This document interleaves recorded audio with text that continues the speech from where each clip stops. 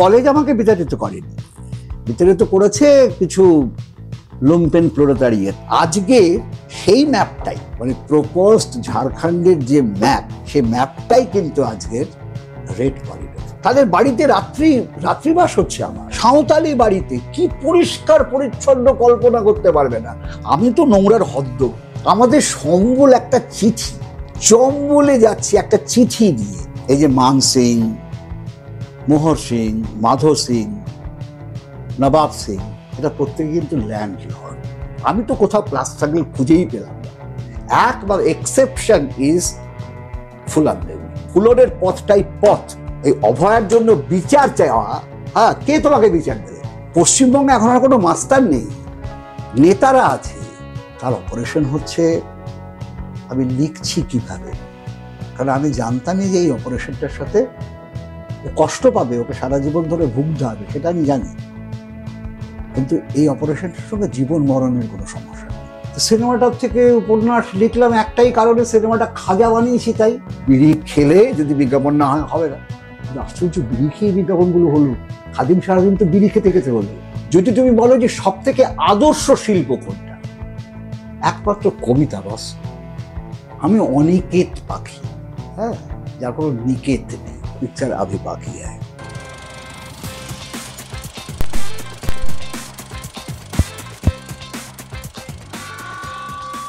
Stories to be unfold.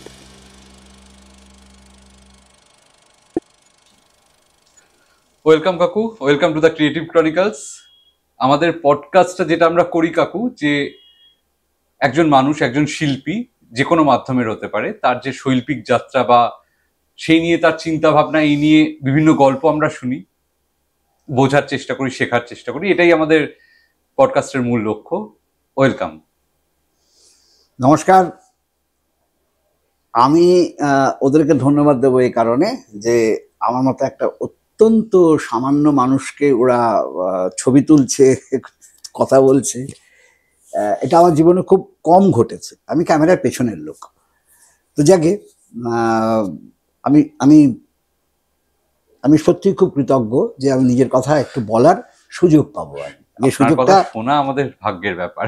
না না, একেবারেই তা না। অত্যন্ত সাধারণ সাধারণ গল্প। কাকু, তুমি সাধারণ গল্প বলছো, যেটা পড়ে তোমার ফ্যান হয়েছি সেখান থেকেই কথাটা শুরু করি, তারপরে আমরা আগে পরে যাব। সেটা হচ্ছে তোমার চম্বল ডায়েরি। যে কারণে ওটা দিয়ে শুরু করছি, কারণ তোমার জীবন অনেক মানে ব্যক্তি, তার চম্বল ডায়েরি একটা যাত্রা শুরু বলা যেতে পারে, যেখান থেকে তুমি শুরু করেছিলে। এবং বইটা পড়তে পড়তে যেটা আমার হয়েছিল, যে আমি বিশ্বাসই করতে পারছিলাম না, আমার বাড়ি সিঙ্গুরে, কন্যগড়ের একটা ছেলে আজ থেকে প্রায় 40-45 বছর আগে এইভাবে বেরিয়ে পড়তে পারে। মানে এটা অ্যাডভেঞ্চার স্টোরি করছি, মানে এটা সত্যিই ঘটেছে। তো আসলে যেটা ঘটেছে যে আমরা তো ছোটবেলা থেকে চম্বল নিয়ে অনেক গল্প শুনেছি, কথা বলেছি। এবং আমার ছোটবেলায় আমি মনে আছে বইয়ের মধ্যে লুকিয়ে ওই অভিশপ্ত চম্বল তরুণ ভাদুরীর, তো সেটা আমরা পড়তাম। তখন বই খুব কম পাওয়া যেত। তারপরে আমরা 3-4 জন মিলে লুকিয়ে, বাড়ি থেকে লুকিয়ে, কারণ ওতে প্রেম টেমের তো ব্যাপার আছে, পুতলিবাই, সুলতান সিং, রূপ সিং, এগুলো। তো সেটা পড়ে চম্বল সম্পর্কে একটা ধারণা আমাদের বাঙালি ছেলেদের মধ্যে যা হয়, আমারও তাই হয়েছিল। যে কিন্তু চম্বল অনেক দূর, কেই বা পাঠাবে। তখন আমার বয়স 22। হ্যাঁ, যে সব 1979 সালটা 79। হ্যাঁ, তখন আমার বয়স 22 কি, আমি এক্স্যাক্টলি বলতে পারবো না, 21-22 বছর বয়স হবে। তখন আমরা কলেজ থেকে বেরিয়ে, আমি মানে কলেজ থেকে আজকাল বলতে কোনো দ্বিধা নেই আমার, যে নানা রকম রাজনৈতিক কারণে আমি স্কটিশ চার্চ কলেজ থেকে বিতাড়িত হই। হ্যাঁ, মানে সেটা একদম গলা ধাক্কা খাওয়া আর কি। তুমি কি নকশাল ছিলে?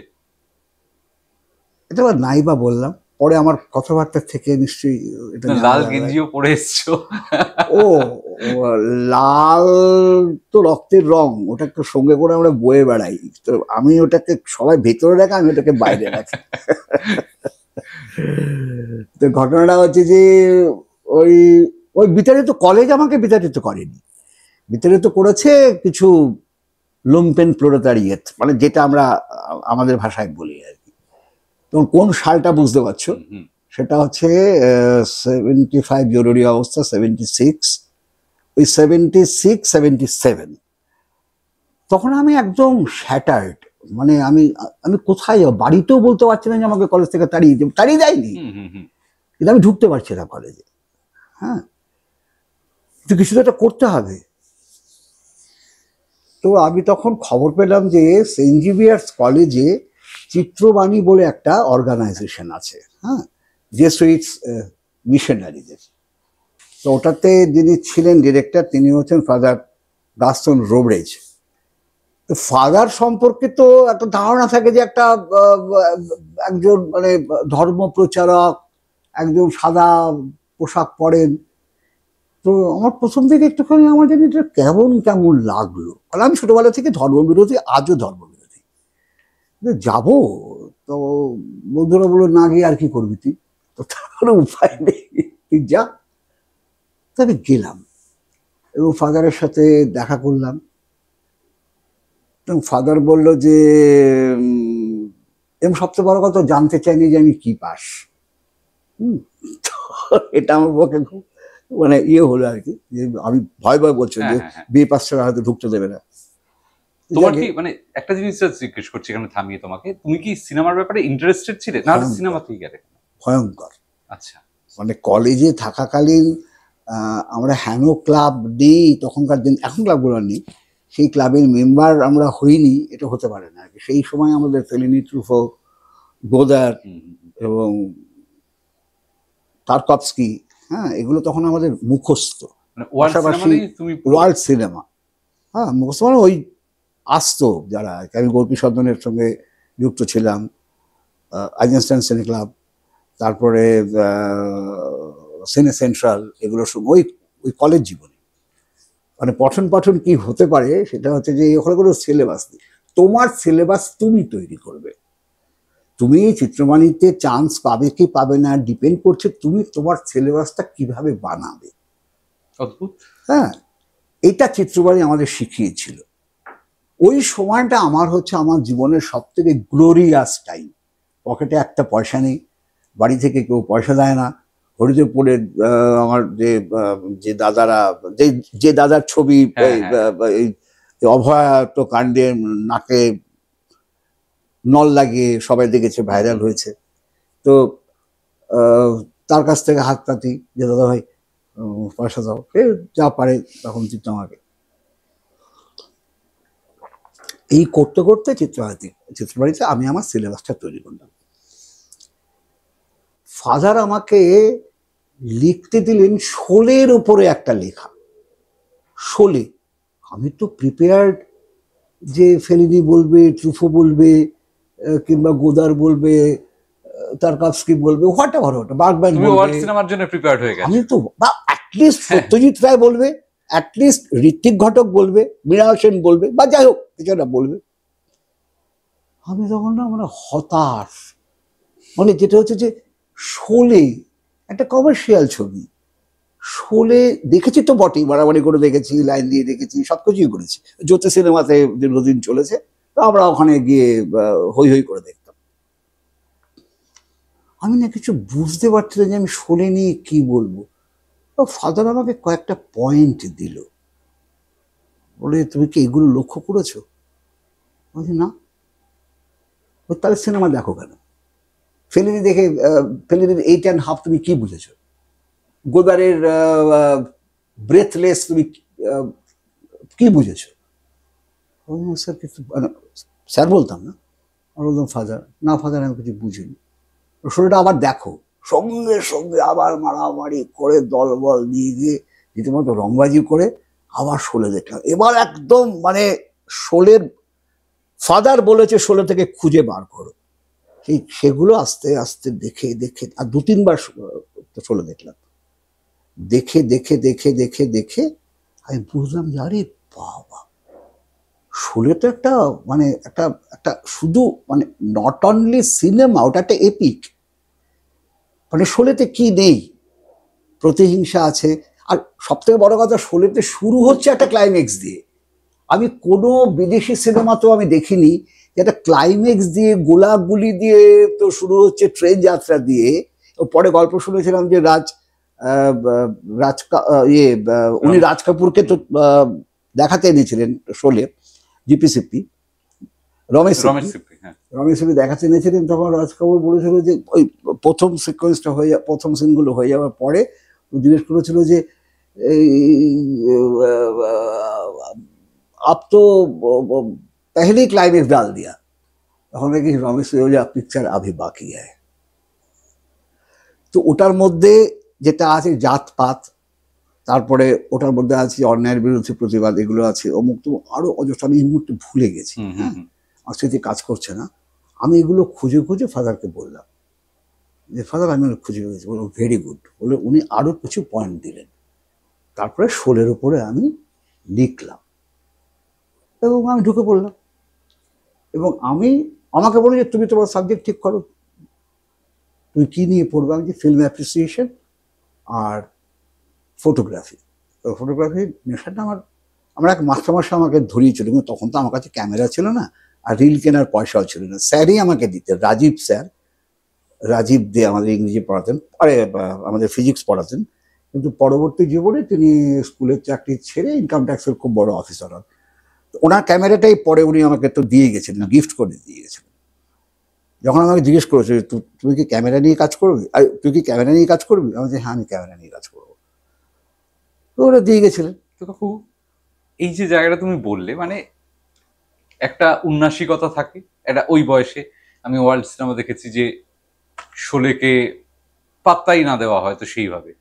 হ্যাঁ, সেই জায়গা থেকে ফাদারের থেকে তুমি শিখলে যে একটা কমার্শিয়ালি সাকসেস মুভিকেও অ্যাপ্রিসিয়েট করা। কারেক্ট।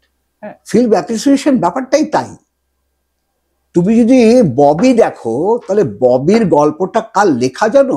খাজা আহমেদ আব্বাসের লেখা হচ্ছে, মানে যাকে আমরা মানে চূড়ান্ত মার্কসিস্ট বলে জানি। সে খাজা আহমেদ আব্বাস ববিটা তৈরি করেছিল। ববি বললে যে কোনো লোক বলে প্রেমের গল্প না। ওখানে প্রেমের গল্প কি, তুমি দেখাটা জেলের মেয়ে, তার সঙ্গে একজন মানে মানে মানে মানে শিল্পপতির বিয়ে, এই যে ক্লাস স্ট্রাগল, এই ক্লাস স্ট্রাগল নিয়ে আমি অন্যরকম অজস্র গল্প লিখতে পারি, সুন্দরবন নিয়ে লিখতে পারি, কিন্তু কমার্শিয়ালি একটা জেলের মেয়ে ডিম্পল কাপাডিয়া, তার সাথে প্রেম হচ্ছে কোটিপতির ছেলের, তাই নিয়ে একটু গন্ডগোল। অর্থাৎ সিনেমাকে না, ঠিক আমি এই প্রসঙ্গে আরেকটা কথা বলবো, মানে সিনেমাকে না শুধু সিনেমা, এখন আমাদের কাছে মুশকিলটা হচ্ছে আমরা সবাই সিনেমাকে শুধু বিনোদনের মাধ্যম হিসেবেই তো জেনেছি। আমার তাতে কোনো আপত্তি নেই, এত টাকা খরচা করে মানুষ সিনেমা দেখতে যাবে, তো বিনোদন তো চাই। কিন্তু বিনোদনের মাঝখানে যে হিডেন মেসেজ, সেই হিডেন মেসেজগুলো যদি আমরা না মানে ফিল্ম মেকারে যদি না দিতে পারে, তবে বৃথা সিনেমা করার। এনিওয়ে, আমরা কথার বাইরে চলে যাচ্ছি। তো ওখানে মাঝখানে এবং অনেকগুলো প্রজেক্ট আমি কাজ করলাম, মানে খুব আনন্দ হলো। প্রজেক্ট বলতে তুমি মানে চিত্রবাণীর প্রজেক্ট না? চিত্রবাণীর প্রজেক্ট, যেমন বাউলদের নিয়ে একটা প্রজেক্ট, তারপরে পিলখানা বস্তি, হ্যাঁ পিলখানা বস্তি নিয়ে একটা প্রজেক্ট আমরা কাজ করলাম। এবং আমার মধ্যে থেকে হীনমন্যতাটা আস্তে আস্তে চলে গেল, যে আমি কলেজ থেকে বিতাড়িত, যে কলেজ থেকে যে আমাকে বিতাড়িত, আমি বলছি বিতাড়িত বিতাড়িত গুন্ডাদের দ্বারা আমি তো বিতাড়িত। যাকে তো ওখানে হলো সব চিত্রবাণীর সঙ্গে ওতপ্রোতভাবে জড়িয়ে আছি সব। আর সিনেমা এবং বই, মানে ওরকম রেফারেন্স লাইব্রেরি, মানে কমিউনিকেশনের উপরে ওরকম লাইব্রেরি। এবং আমরা তখন কার্তিয়ে ব্রেসও দেখছি, আনসেল অ্যাডামস দেখছি, মানে যেসব ছবিগুলো দেখা যায় না আজকাল আর। একদমই। ব্রেসোর যে বইটা কলকাতা কোথাও আছে কিনা আমি জানি না, ডিসাইসিভ মোমেন্ট, যে কোন সময় আমি ক্যামেরাটা ক্লিক করব, এগুলো দেখে আমি তো মানে একটা অন্য জগতে ফুলছি। আমি স্যারকে কি বললাম, মানে আমাদের যে রাজীবদা আপনি আমাকে আশায় পেন্ট্যাক্স ছিল, যে পেন্ট্যাক্সটা দেবেন, ছবি তুললো। ওনার অনেক ক্যামেরা, তখন উনি ইনকাম ট্যাক্সের খুব বড় জায়গায় আছে। তো আমাকে বললো যে ঠিক আছে, এটা নিয়ে যা। হ্যাঁ, আমার কাছে তো অন্য ক্যামেরা আছে, কিন্তু নষ্ট করবি না, এবং আমাকে মানে কাজ করে এসে ফেরত দিয়ে যাবি, তারপর আবার যখন কাজ করতে যাবি আমার কাছ থেকে নিয়ে যাবি। আমি বলছি, স্যার রোলের পয়সাটা? উনি বলে যে হ্যাঁ, আর ওটা আমি দেবো যাক। ভালোবাসতেন। আমি চলে গেলাম আদিবাসী বেল্টে। তখন কিন্তু ৭৭ সাল এসে গেছে এবং বামফ্রন্ট ক্ষমতায় এসছে। আমার উপরে হুমকি, ভয়, এটা আমি অনেকটাই মুক্ত। তো তারপরে যেটা হলো যে আমি আমাদের কফি হাউসে বসে আছি, এমন সময় তোমার নাম শুনেছিল তো স্বপন বসু। স্বপন বসু খুব বিখ্যাত একজন লোকসঙ্গীত, থাকিলে ডোবাখানা হবে রাইট, স্বপন বসু। হ্যাঁ, তো Swapan happens to B my brother. হ্যাঁ, কফি হাউসে একদিনও, ও জানে আমাকে কফি হাউসে পাওয়া যাবে 6:30 7টা নাগাদ। ও এসছে ছুটতে ছুটতে, এসে বলে বাবু, আমাকে বাবু বলে ডাকতো। বল বাবু, একটা কাজ করবি? আমি যে হ্যাঁ বলো। হ্যাঁ হ্যাঁ বল, কি কাজ? তো বলছে এই হচ্ছে আমার বন্ধু সোমনাথ চক্রবর্তী, তো এই অ্যানথ্রোপোলজির ছেলে, তো ওকে ও তোকে চাইছে। আমি ভালো কথা, তুই ও আমার সম্পর্কে জানলি বা কি করতো? আমরা তো কফি খাচ্ছি। তাহলে বললো আমি যা বলা বলেছি। আমি ঠিক আছে। কারণ আমাকে সোমনাথ আমাকে বললো যে তুমি ঝাড়খণ্ড আন্দোলন, আজকের ঝাড়খণ্ড নয় কিন্তু, তুমি ঝাড়খণ্ড আন্দোলন নিয়ে কিছু জানো? এখন মুশকিলটা হচ্ছে যে আমার তো জানাটাই কাজ। হ্যাঁ, সুতরাং আর কিছু পারি না পারি, আমি আমি জানার চেষ্টা করতাম। তখন ঝাড়খণ্ডে একটা পৃথক রাজ্যের দাবি উঠেছিল যে আদিবাসীদের রাজ্য। এই বিজেপির ঝাড়খণ্ড, সেই ঝাড়খণ্ড কিন্তু এই ঝাড়খণ্ড নয়। ওরা যে স্বপ্নটা তো দেখেছিল, তো সেখানে এরকম একটা মুভমেন্ট হচ্ছে। শিবু সোরেন, তারপরে যামিনী মাহাতো, এরা সব নেতা, যে কালকেই ঝাড়গ্রাম চলে যেতে। না, আমাকে বললো যে তুমি ঝাড়গ্রাম যাবে? ওই হ্যাঁ যাবো। কালকে কালকে সকালে যেতে পারবে? ওই হ্যাঁ।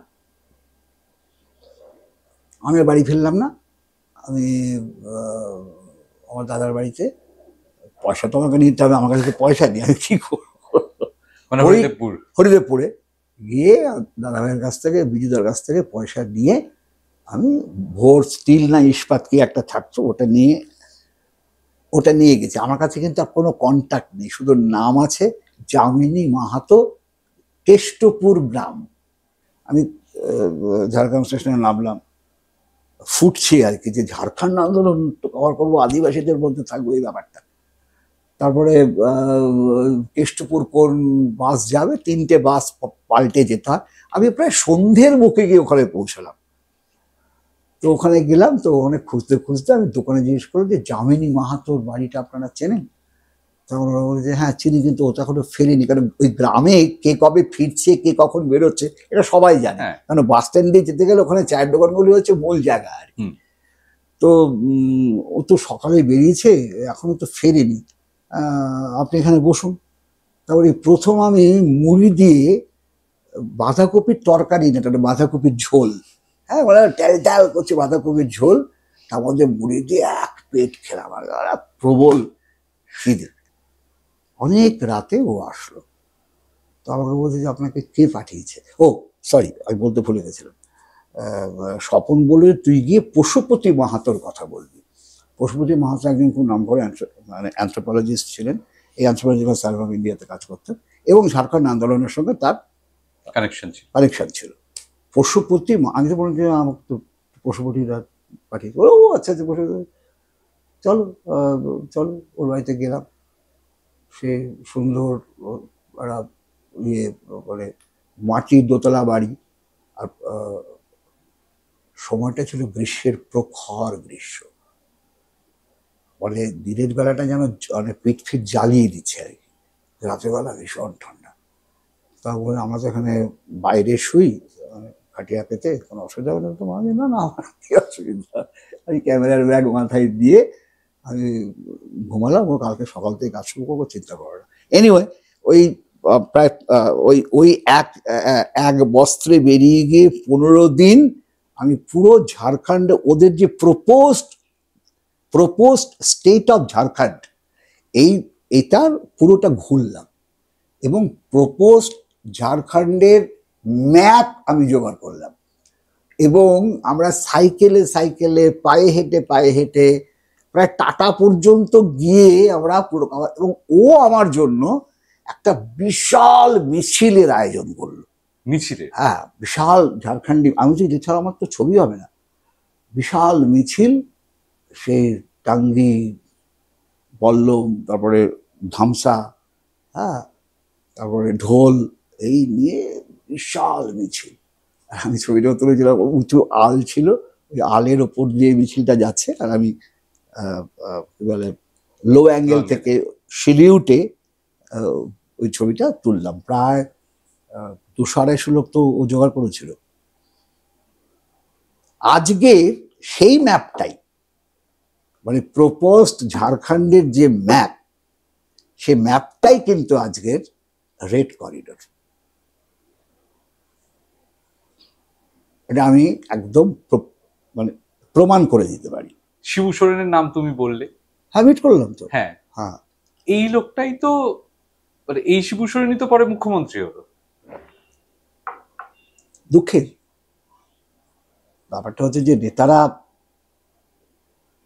যখন ক্ষমতায় আসে তখন সে আর মানে সে আর মানুষ থাকে না, সে নেতা হয়ে যায়।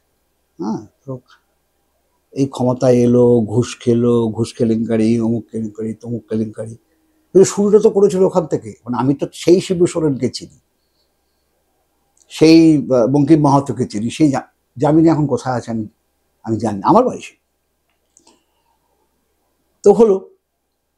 আমি তখন ঠিক করলাম যে আমি আদিবাসী বেল্টেই কাজ করব এবং ওই সোমনাথ আমাকে সাহায্য করলো। ও প্রত্যেকটি পরব, মানে বাদনা, টুসু, ভাদু, এগুলোতে আমি ক্যামেরা নিয়ে যাওয়া, ছবি তোলা, চাকলতোড়ের ছাতা পরব, মানে সেটা একটা ম্যাসিভ, এখন হয় কিনা জানি না, আদিবাসীরাই নেই তো আর পরবগুলো করতে হবে। ওই সময় তোমার বেসিক্যালি এই মানুষগুলোর সাথে একটা আত্মিক যোগাযোগ হয়ে গেল। আত্মিক যোগাযোগ, এবং থ্যাঙ্কস টু স্বপন বসু এবং পশুপতি মাহাতো, আর বাকিরা তো আছেই আর কি। এই যে এই আত্মিক যোগাযোগ হওয়া মানুষগুলোর সাথে, এবং নিশ্চয়ই তুমি তখন তরুণ বয়স ইনফ্লুয়েন্স হয়েছো। তখন তো আমি বললাম তো, তখন আমার 19-20 বছর হ্যাঁ বয়স। বলছি, চমলটা তো তারপরে এসছে। তারপরে আমি এই সময়ের হ্যাঁ। কথা বলছি, এদের যে জীবনযাপন, হ্যাঁ, এবং নিজে এইভাবে ক্যামেরা নিয়ে গিয়ে একটা পুরো জিনিস কভার করছো। হ্যাঁ, তাদের বাড়িতে রাত্রিবাস হচ্ছে আমার। হ্যাঁ, সাঁওতালি বাড়িতে, কি পরিষ্কার পরিচ্ছন্ন কল্পনা করতে পারবে না। আমি তো নোংরার হদ্দ, কিন্তু ওদের পরিচ্ছন্নতা বোধ, গোবর লেপা ওই উঠোন, তারপরে ওদের যে ঘটি, ওই যে ঝকঝক করে, হ্যাঁ। কাঁসার ঘটি বা পেতলের ঘটি, যে পরে সোনার থেকে উজ্জ্বল, এবং হাইজিন, ওদের থেকে ভালো হাইজিন বোধ হয় আমরা আমরা আমরা যারা শহরে থাকি, তারা ওদের থেকে ভালো হাইজিন, আমরা জানি না কি করে হাইজিনটাকে করতে হয়। আদিবাসী বললে আমরা আমরা মনে করি নোংরা, একদম বাজে কথা। আবার নিজের চোখে দেখা, একটা নোংরা পড়ে নেই। হ্যাঁ, মানে নোংরা তো দূরের কথা, মানে ঘরগুলো লেপা, তার মধ্যে পেইন্টিং। আমি জানি না, আমরা এটা আমাদের দুর্ভাগ্য যে আমরা সংরক্ষণ করতে পারলাম না। তোমার যে এতদিন 19 বছরের জীবন চলছিল, চেঞ্জটা কি হলো? একটা তো নিশ্চয়ই শিফট এলো, একটা তো চেঞ্জ এলো, তোমার জীবন দর্শনে হোক, তোমার কাজের জায়গায় হোক। আমার দর্শনই চেঞ্জ হলো। মানে আদিবাসী জীবনের সারল্য, তাদের নাচ গান, মানে ওটা ভাবা যায় না। তো কেদ্রি দিয়ে ওরা ওই যে গান গাইছে, আমার এখনো মানে কয়েকটা গান, আমি গান গাইতে পারি না, মানে আমি না, মনে হচ্ছে যেন যে আমার জীবনের শ্রেষ্ঠ রাত ওখানে কাটালাম আমি। মানে অপার্থিব, আমি ভালোবেসে ফেললাম এই জায়গাটাকে। কিন্তু আপনি জানেন আমাকে তো বাড়ি ফিরতে হবে। তারপরে বাড়ি ফিরলাম, আমার পরিবর্তনের সম্পাদক খুব খুশি, আর তিনি তো খুশি হবেন না, আমি কোনো এক্সক্লুসিভ খবর করে এনেছি। কিন্তু ব্যাপার হচ্ছে, আমার মনে হচ্ছে যেন রোজ আমাকে পাঠানো। না, বুঝতে পারলাম না, এই বাজনাটার কথা কোথায় বলছো? না, ওইখানে ওখানে তখন তুমি হ্যাঁ। পরিবর্তনের চাকরি পেয়ে গেছো? হ্যাঁ হ্যাঁ, ও আচ্ছা, আমি ভাবছি আমি এখনো- ঝাড়খণ্ড কভার করেই চাকরি পেলাম। আচ্ছা এবং যেদিন আমি ধীরেন দেবনাথের সাথে যখন আমি আমি তো ধীরেন দেবনাথকে চিনতাম না, হ্যাঁ। সোমনাথের কথাই গেছি। ধীরেন দেবনাথ আমাকে দেখে বলছে যে ইউ আর সো ইয়াং। আমি বললাম, কি বোকার মতো আমাকে, হ্যাঁ স্যার। তো আমি বুঝতে পারছি না যে ইয়াং হওয়াটা ডিসক্রেডিট না ক্রেডিট, আমি এটাই ধরতে পারছি না।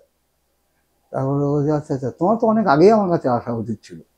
আমি সেটা জানতাম, কিন্তু আমি ঠিকানা জানতাম না। এই বিপ্লবী অনুকূল চন্দ্র স্ট্রিটে এই পরিবর্তনটা অফিসটা ছিল। বললাম, তুমি এই কাজগুলো করো, এই কাজগুলো করো, এরপরেই ক্লাইম্যাক্স। তুই প্রশ্ন করো, তারপর তো ক্লাইম্যাক্স বলবো। না বলো, ক্লাইম্যাক্স বলতে তুমি কি বলছো? মানে এরপরেই তো মানে ঝাড়খণ্ড করে আসার পরে, আহ, ঝাড়খণ্ড কভার করার পরে এখানে তো ক্লাইম্যাক্স আমার জীবনে, সেটা হচ্ছে যে আচমকা, মানে আমি জানতাম না। আমি হরিদেবপুর বাড়িতে আমার দাদাদের, আমি দাদাদের কাছেই হ্যাঁ, মানুষ, মানে তোমার মামার মাসির বাড়ি, মাসির মাসির বাড়ি, বাড়ি, হ্যাঁ। আচ্ছা। তখন ওখানে একটা লোকের সাথে আমার দেখা হলো, আমার যে বিজুদা, সেই বিজুদার ট্রান্সপোর্টের ব্যবসা ছিল। উনি প্রথমে চাকরি করেননি, উনি সহজে শুধু ব্যবসা করেছেন। তো বিজুদার একজন পার্টনার এসছে, তার নাম হচ্ছে অজিত সিং। হ্যাঁ, পার্টনার এসছে, আমাকে বলছে যে এই দেখ, তুই দেখে দেখ, এই অজিত সিং, পাকানো গোফের ওপর, লম্বা চফেটের ওপরে, ধবধবে গায়ের রং, ধুতি আর একটা ফতুয়া, হাতে একটা লাঠি, মানে দেখলেই সম্ভ্রম আসে। তো বললো যে অজিত সিং চম্বলের লোক, জানিস? আমার মাথায় না ফাট করে লাগলো, চম্বল। তারপরে এবার সত্যি সত্যি চম্বল না ঢপ মারছে সেটা আমি জানি না। তারপরে আমি নানা রকম প্রশ্ন করলাম, বলছে মানসিংহের কোলে পিঠে নাকি সে মানুষ হয়েছে। এটা ভুল হতে পারে, কিন্তু হোয়াট এভার, তিনি চম্বলের লোক। তো উনি চলে গেলেন। আমি রাত্রেবেলা বিজয়দাকে বললাম যে বিজয়দা, এগুলো লেখা আছে চম্বলের বইটার মধ্যে লেখা আছে। হ্যাঁ, তো আমি বিজয়দাকে বললাম যে বিজয়, উনি সত্যিই চম্বল? ওপর দেখ, এই উত্তরপ্রদেশ, মধ্যপ্রদেশ, এরা কিন্তু কখনো মিথ্যে কথা বলে না। আমি বিজয়, তোমার পায়ে পড়ি, তুমি আমাকে একটা ব্যবস্থা করে দাও না, আমি চম্বল যাবো। তখন তো বিজয়দার, না না, আমরা বাঙাল, আগে মাসিমার কাছ থেকে তো চিঠি নিয়ে আয়, আর তোর আমি চম্বল পাঠাবো, আমরা খেপসস তুই। আমি সারা রাত্রি মানে বিজয়দার পা টেপে দিলাম, মাথা টেপে দিলাম, হ্যাঁ, চারমিনার সিগারেট দিলাম, আর অসম্ভব স্মোক করতো, মানে চারমিনারই খেত। তারপরে পড়ে টড়ে সারা রাত্রি ধরে মালিশ হয়েছে, মানে ইয়েতে, যে আমার জীবনে দেখো তো, আমি তো কিছুই করতে পারবো না, এই চম্বলটা যদি একবার ঘুরে আসি, আমার কিন্তু মানে কলকাতার রাস্তার মোড়ে মোড়ে আমার ওয়ান্টেড বলে ছবি আসবে। অন্তত অন্তত এইটুকু আমাকে করতে দাও, আমার তো জীবনের কিছু হবে না। রাত্রেবেলা, সকালবেলা দেখি আমাকে চা নিয়ে এসে ঘুম থেকে তোলা, প্রচন্ড চা খেত, মানে আমার চা খাওয়া, সিগারেট খাওয়া সব ওই বাড়িতে এসে। তো চা ফা নিয়ে এসে ওঠ, উঠলাম, বলছে যে চল। কোথায়? বললো অজিত সিং এর বাড়ি যাবো। আমি চলো, কোথায় বাড়ি? বলে যে দুর্গাপুর ব্রিজ, চেতলা, ওখানে। ওই সকালবেলা দুর্গাপুর ব্রিজ, চেতলায় দুজনে মিলে ছুটলাম। তো আমাদের দেখে তো অজিত সিং একদম, হ্যাঁ, আরে বিজুবাবু আপ। তখন বলছে, হ্যাঁ দেখো, এই আমার চ্যাংড়া ভাই, ও সাংবাদিকতা করছে, ছবি টবি তোলে, ও চম্বল যেতে চাইছে। উনি তো একদম এতখানি বুক ফুলে গেল, কেউ চম্বল যেতে চাইছে, হ্যাঁ, সজ্ঞানে, এটা তো উনি ভাবতে পারেননি। আমাকে জড়িয়ে পড়ে দেবো, ওখানে যাও, দেখবে আমার ছেলে আছে ওখানে, হ্যাঁ, রতন সিং, আমার ছেলে আছে ওখানে। ওই এগুলো সব লেখা আছে, এগুলো পড়েছি, হ্যাঁ, এটা দর্শকদের জন্য একটু জানার জন্য। হ্যাঁ, তখন আমি একটা চিঠি লিখে দিচ্ছি, তখন একটা চিঠি লিখে দিল। আমি তখন তো মানে পরিবর্তনের চাকরি করি, আমি দিয়ে আমি আমি সরাসরি ধীরেন্দ্রের কাছে গেলাম না, কারণ ধীরেন্দ্রের কাছে যদি আমি যেতাম আমি নাকচ হয়ে যেতাম। হ্যাঁ, এই তোমাকে পাঠাও, তখন আমার গোপ বেরিয়ে গেছে, কিন্তু খুব একটা পোক্ত গোপ না। মানে তোমাকে তখনও সিরিয়াসলি নেয় না। কখনই সিরিয়াসলি নেয় না। তারপরে তা আমি তো মৃদুল দাশগুপ্ত, মানে কবি মৃদুলদা তখন পরিবর্তনে চাকরি করে। আমি প্রথমে গিয়ে, আর মৃদুলদা থাকে শ্রীরামপুরে, আমি কন্যগড়ে, মানে কন্যগড় হ্যাঁ, হ্যাঁ। নবগ্রামে আর কি। মৃদুলদাকে গিয়ে বললাম, মৃদুলদা বললো যে পেয়েছিস, এই দেখো চিঠি, চম্বল যাওয়ার ভিসা ছাড়পত্র। তার মধ্যে দাঁড়া। তারপরে মৃদুলদা গিয়ে আমাকে ধীরেন্দ্রের কাছে নিয়ে গেল। তো ধীরেন্দ্র বললো যে এরকম, কি তুমি চম্বল যাবে? কেন, মানে অসুবিধার কি আছে? তো বলে না, একা নয়, মৃদুল তোমার সাথে যাবে। মৃদুল তো আনন্দে আহ্লাদে আটকানা। এই চম্বল অভিযান শুরু হলো। আমাদের সম্বল একটা চিঠি, চম্বলে যাচ্ছি একটা চিঠি দিয়ে, এবং কাকে চিঠি লেখা হয়েছে, জায়গাটা কোথায় না কোথায় কেউ জানি না আমরা। এইখানে তোমাকে একটা জিনিস বলি, এর পরের যা ঘটনা আছে, যদি লোকে চায় অবশ্যই চম্বল ডায়েরি পড়ুক, পড়ে জেনে নি। কিন্তু আমার কাছে, তোমার কাছ থেকে যেটা জানা, ঠিক, আমি ঠিক এই কথাটাই বিশ্বাস করি। হ্যাঁ, তারা চম্বল লাইভ, বইটার নাম Chambal live, sorry Chambal diary বলছি, চম্বল লাইভ পড়ুক, সপ্তর্ষি প্রকাশনার বই। সেখানে তোমার ডিটেল লেখা আছে, কোন কোন ডাকাতের সাথে কোথায় হ্যাঁ, দেখা করছো, ইন্টারভিউ নিয়েছো, সব আছে। আমি তোমার কাছে জানতে চাইছি যেটা যেটা তুমি বইয়ে লেখনি হয়তো, বাট চম্বলের তোমার নিজের অনুভূতি বলো। চম্বলের ইতিহাসটা একটু বললে অসুবিধা বলো। হ্যাঁ, চম্বল তো কোনো জায়গার নাম নয়, চম্বল হচ্ছে একটা নদী, খুব শান্ত একটা নদী। হ্যাঁ, এটা চম্বল এবং যমুনা, এই দুটো হচ্ছে তোমার মানে এই উত্তরপ্রদেশ, মধ্যপ্রদেশ এবং রাজস্থান, এই তিনটে জায়গার মধ্যে দিয়ে নদী যেভাবে যাবে, যমুনা এবার কিন্তু মুশকিল। এবার আমরা তো জানি যে নদী সময়ের সাথে সাথে সেটা সরে যায়, স্থান পরিবর্তন করে। ওখানকার মাটি এত রুক্ষ, চম্বল যখন ভেঙে এতটা, ধরো প্রায় 50 কিলোমিটার ভেঙে এসছে, ওদিক থেকে যমুনা ভাঙছে, ফলে কি হচ্ছে যে কোথাও 1000 ফিট, কোথাও 500 ফিট ওই জায়গাটাকে একদম সম্পূর্ণ ভেঙে গুড়িয়ে দিয়ে যাচ্ছে। এবং এটাই হচ্ছে বিহার, রেভাইন্স বিহার।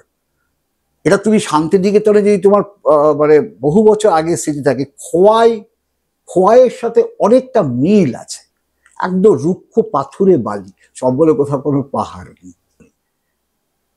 দেখো, বহু লোক চম্বলকে গ্লোরিফাই করেছে নানা রকম ভাবে, আমি সেই গ্লোরিফিকেশনে যাব না। তখন আমার একটা বক্তব্য আছে যে এই যে মান সিং, মোহর সিং, মাধো সিং, নবাব সিং, এটা প্রত্যেকে কিন্তু ল্যান্ডলর্ড। ক্লাস স্ট্রাগল আমি কথাটাকে বলবো না, তীব্র জাত্যাভিমান। আমি ক্ষত্রিয়, আমি রাজপুত বা হোয়াট এভার, হ্যাঁ, আমি কাউকে ছেড়ে কথা বলবো না। এটা অনেকটাই তার জন্য দায়ী ওই প্রবল ক্লাইমেট এবং ওই রুক্ষ মাটি। যদি ক্লাস স্ট্রাগলই হতো তাহলে বিপ্লবটা ওখানেই প্রথম হতো। যেটা তুমি লিখে হচ্ছে যে যদি নকশালবাড়ি আন্দোলন যদি এখানে না হয় ওখানে হতো সাকসেসফুল, মানে তাহলে তো নকশালবাড়ি আন্দোলনটা ওখানেই হতো। ক্লাস বাজে কথা। ঘটনাটা ঘটেছে, অনেকেই গ্লোরিফাই করেছে যে এরা স্বাধীনতা চেয়েছিল, এরা অমুক চেয়েছিল, বাজে কথা, এগুলো একদম বাজে কথা। মাইরি বলছি, সিরিয়াস, মা শীতলার দিব্যি, মা কালীর দিব্যি দিয়ে বলছি যে এগুলো একদম বাজে কথা। প্রবল যাত্রাভিমান। মানসিক কিন্তু ঠাকুর মানে উচ্চ সম্প্রদায়, এমন না যে সে দলিত বা সে নয়। এবং ল্যান্ড লর্ড, ভূস্বামী, ওদের হাতে জমি, ব্রাহ্মণদের হাতে জমি ছিল না ওখানে। ব্রাহ্মণ কালচার নেই ওখানে পুরোটাই ক্ষত্রিয় বা ঠাকুর কালচার। তারপরে মানসিং এত বুদ্ধিমান, মানে তার মস্তিষ্ক তোলে এত বছর ধরে কেউ লুকিয়ে থাকতে পারে। এবং হিরো হয়ে। হিরো মানে তুমি আইএএস অফিসার হও, আইপিএস হও, ম্যাজিস্ট্রেট হও, নাসার বিজ্ঞানী হও, নোবডি কেয়ার্স। একবার যদি 1 বছর ধরে তুমি একটু ডাকাত হতে পারো ভাই, তাহলে তোমার পায়ে এসে না লুটিয়ে পড়বে সবাই। ওখানে পুলিশ বলে কিছু নেই। অ্যান্টি ডেকয়েটি স্কোয়াড আছে। আমাকে নিজে অ্যান্টি ডেকয়েটি স্কোয়াডের যে ইয়ে ছিল, সুপার ছিল ওখানে, সে আমাদের ওই জঙ্গলের মধ্যে সেটা অন্য গল্প, সেটা দিব্যজ্যোতি বসুর গল্প। হ্যাঁ, আমি আর ওটা পার্ট 2, মানে ওটা ফুলন দেবী। তো তারা সে আমাকে বলছে যে নেশা হয়ে গেছে, একটু জঙ্গলে থাকলে তো ওর তো নেশা হবেই, ওর নেশা হচ্ছে, আমাদেরও নেশা হচ্ছে। তখন আমাদের বলছে যে আরে ডাকাত না থাকলে আমরা খাবো কি? ব্যাপারটা তো তাই। পুলিশ না থাকলে চোর থাকবে না, তুমি লিখে নাও। ট্রাফিক পুলিশ না থাকলে রাস্তায় জ্যাম হবে না। আমি এটা বিশ্বাস থেকে বলছি। পুলিশ আছে বলেই ক্রিমিনাল আছে, আর ক্রিমিনালরা আছে বলেই পুলিশ আছে। তো ঘটনাটা হচ্ছে যে তাদের যাত্রাভিমান এবং তাদের অহংকার, মানে যেটা একদম মানে কি বলবো, জাতীয় অহংকার। আমি তো কোথাও প্লাস স্ট্রাগল খুঁজেই পেলাম না। একবার এক্সেপশন ইজ ফুলন দেবী। কিন্তু এই যে বাকি লোকগুলোকে তুমি দেখলে, এই সময় তুমি গিয়ে প্রচুর লোককে, মাধব সিং, মানসিং তো মারা গেছিলেন বোধহয় তুমি যখন গেছো। মানসিং তো মারা গেছিল গুলি, পুলিশ একজনই মারা গেছিলেন, আর কাউকে পুলিশ মারতে পারে। মানসিং এর ভাই যে বেসিক্যালি বলছো গুলি চালিয়েছে। তুমি যখন দেখলে এই মানুষগুলোকে, তোমার ব্যক্তিগত অভিজ্ঞতা কি? মানুষগুলোকে তুমি কিভাবে দেখেছো? মানে আমি মানুষ বলতে আর কাকে বুঝবো? পরে কথাবার্তা, মানে আমরা ওখানে প্রণামটা শিখে নিয়েছিলাম, মানে প্রণাম শিখে নিয়েছিলাম, আমরা প্রণাম করতে বাধ্য হয়েছিল। হয়তো আমাদের সে জড়িয়ে তহসিলদার সিং, মানসিং এর ছেলে, যে পরে সর্বদায়িত্ব নেতা হয়েছিল, তহসিলদার সিংকে দেখে না, মানে একদম আমার জ্যাঠামশাই। মানে এইরকম এই লোকটা, এটা কথিত, আমি সত্য মিথ্যে জানি না, 24 ঘন্টা নাকি পুলিশকে আটকে রেখেছিল তার বাবাকে। মানে তার বাবা এবং মানে ওরা কত বড় রংবাজ ছিল মানসিং, জানে তার মাথার দাম কত লক্ষ টাকা। সেই সময় সে জনসভা করতে গেছে, সে একটা জায়গার নাম ভুলে গেছে আমি, সেখানে জনসভা করছে, পাবলিককে কম্বল বিতরণ করছে, টাকা দিচ্ছে। আরে আমাদের পাড়ার কোন্নগরের হুব্বা শ্যামল, নাম শুনেছো হুব্বা শ্যামলের? হুব্বাকে নিয়ে তো তোমরা তো বসে একটা সিনেমা করেছে, সিনেমাটা তো দেখা যায় না, সেটা তোমার বন্ধু। কিন্তু না আমার কোনো ইয়ে নেই, ও সিনেমা বানিয়েছে, সিনেমাটা আমার পছন্দ হয়নি, সিম্পল। ব্রাত্য রেখে গেলো, আমাকে যায় সেটা। তো ঘটনাটা হচ্ছে যে তো হুব্বা এত বছর ধরে কি করে ওখানে রাজত্বটা করলো? শুধুমাত্র দান ধ্যান করে। মানুষের বলতে রবিনহুড সিনড্রোম, এটা মানে মানসিং রবিনহুডের গল্প শুনেছে কেন আমি জানি না। মানে এরা যে মন থেকে কাজটা করেছে, মানুষটা সেরকম তা নয়। মানে তুমি বলছো এটা পুরোটা স্ট্র্যাটেজি। হ্যাঁ, মানে আমাকে তো ওরা জানতো যে আমি যদি হিরোগিরি। এবং এটা তো সত্যি কথাই যে টাকা পয়সা লুট করেছে তো সাধারণ মানুষের কাছ থেকে না, জোরদার জমিদারদের কাছ থেকেই, এবং খবর দিয়ে দিয়ে টাকা আনতো। আর তাদেরকে মেরেছে ওরা, যারা মুখবির, মানে যারা হচ্ছে গুপ্তচর, পুলিশের চর। কিন্তু মহানুভবতাটা যেটা, এরা প্রচুর পয়সার মালিক হতো হয়তো, তারপরে রাজনীতি করত, তারপরে মন্ত্রী হতো, হ্যাঁ, তারপরে প্রধানমন্ত্রীও হতে পারত। ওরা সেটা করেনি, এটা ভুল করেছে ওরা। আমি যদি আজকে মানসিংয়ের সাথে যদি আমার দেখা হতো, আমার যে দাদা তুমি এগুলো কি করছো, এত পয়সা করে ফেলে, যেগুলো ব্যাংকে রাখো, ব্যাংকে না রাখে তুমি ব্যাংকে কেন রাখো, তুমি মাটির তলায় রাখো, তোমার যার নাম ভোটে দাঁড়াও, সালা জিতবে, মন্ত্রী হবে, তোমাকে কে ধরবে এখানে? তো এটাই তো আমাদের ভারতবর্ষের রাজনীতি। এখন আর চম্বলে কোনো ডাকাত নেই। ডাকাত পুষে ওদের লাভ কি? মন্ত্রী, এমএলএ, এমপি তো যথেষ্ট বড় তো ডাকাত এবং মাস্তান। পশ্চিমবঙ্গে এখন আর কোনো মাস্তান নেই, নেতারা আছে। তো নেতারা আমি এটা মাস্তানকে বুঝতে যাবো কেন? কতগুলো আবার কেটে দিও না, না আমি তো প্রকাশ্যে বলছি, কোনো কালেই ছিল না। হ্যাঁ, আমরা আগের জমানাতে তাও কিছু মাস্তানের খোঁজ পেয়েছি, এখন আর কোনো মাস্তান নেই। মাস্তানদের পুলিশ সরিয়ে দিয়েছে, বা রাজনৈতিক ক্ষমতা যদি মানে রাজনৈতিক সাহায্য যদি তুলে নেওয়া হয়, তাহলে তো এরা কে? এরা কেউ না, সাধারণ মানুষ। তার সাথে আমার কোনো পার্থক্য, তার কাছে 4টে রিভলভার আছে, আমার কাছে নেই। এই তো পার্থক্যটা। তো পুলিশও তো এদেরকে তৈরি করে দেয়। জাতপাতের খেলাটা তো ওখানে অদ্ভুত ভাবে, তোমার বইটা পড়ে যা বুঝেছি। তা জাতপাতের খেলা ধরতে পারবে না এখন, একমাত্র ঠাকুর আর ব্রাহ্মণ ওখানে কম, সবাই ঠাকুর। সব থেকে খতরনাক জাত হচ্ছে এই ঠাকুররা, ক্ষত্রিয়। ফুলন দেবীকে হেল্প ফুলন দেবীর প্রসঙ্গে এসো, আমার অনেক কথা বলার আছে। ছোট্ট করে বলি, হ্যাঁ, বইয়ে লেখনি অতটা এই না। বিষয়ে। ফুলনের সাথে আমার তো গোয়ালিয়র জেলে দেখা, আমি আর দিব্যজ্যোতি বসু ওই খোঁজ খবর যে করতো আর কি, মানে অনেক টেলিভিশন সাংবাদিকতায় দিব্যজ্যোতি বসু পুলিশদার পাওয়া উচিত ছিল। এই তুমি যেমন বললে যে বিভূতিভূষণের নোবেল পাওয়া উচিত ছিল, তেমনি ওর পাওয়া উচিত ছিল। যাকে সেটা পাইনি, কেন না পাইনি আমি বিতর্কে যাচ্ছিলাম। তারপরে গেছিলাম ফুলন দেবীর সাথে, আমরা ততদিনে ফুলন দেবী সারেন্ডার করেছে। সেটা বিরাট নাটক। মানে ফুলন দেবী যেহেতু বেহমাই কাণ্ডে 22 জন রেপিস্টকে নিজের হাতে দাঁড় করিয়ে খুন করেছে, একই সাথে। পৃথিবীতে এরকম কোনো ঘটনা নেই একসাথে 22 জনকে একজন মহিলা, হ্যাঁ, বন্দুকের গুলিতে একটার পর একটা শেষ করছে। This is revenge.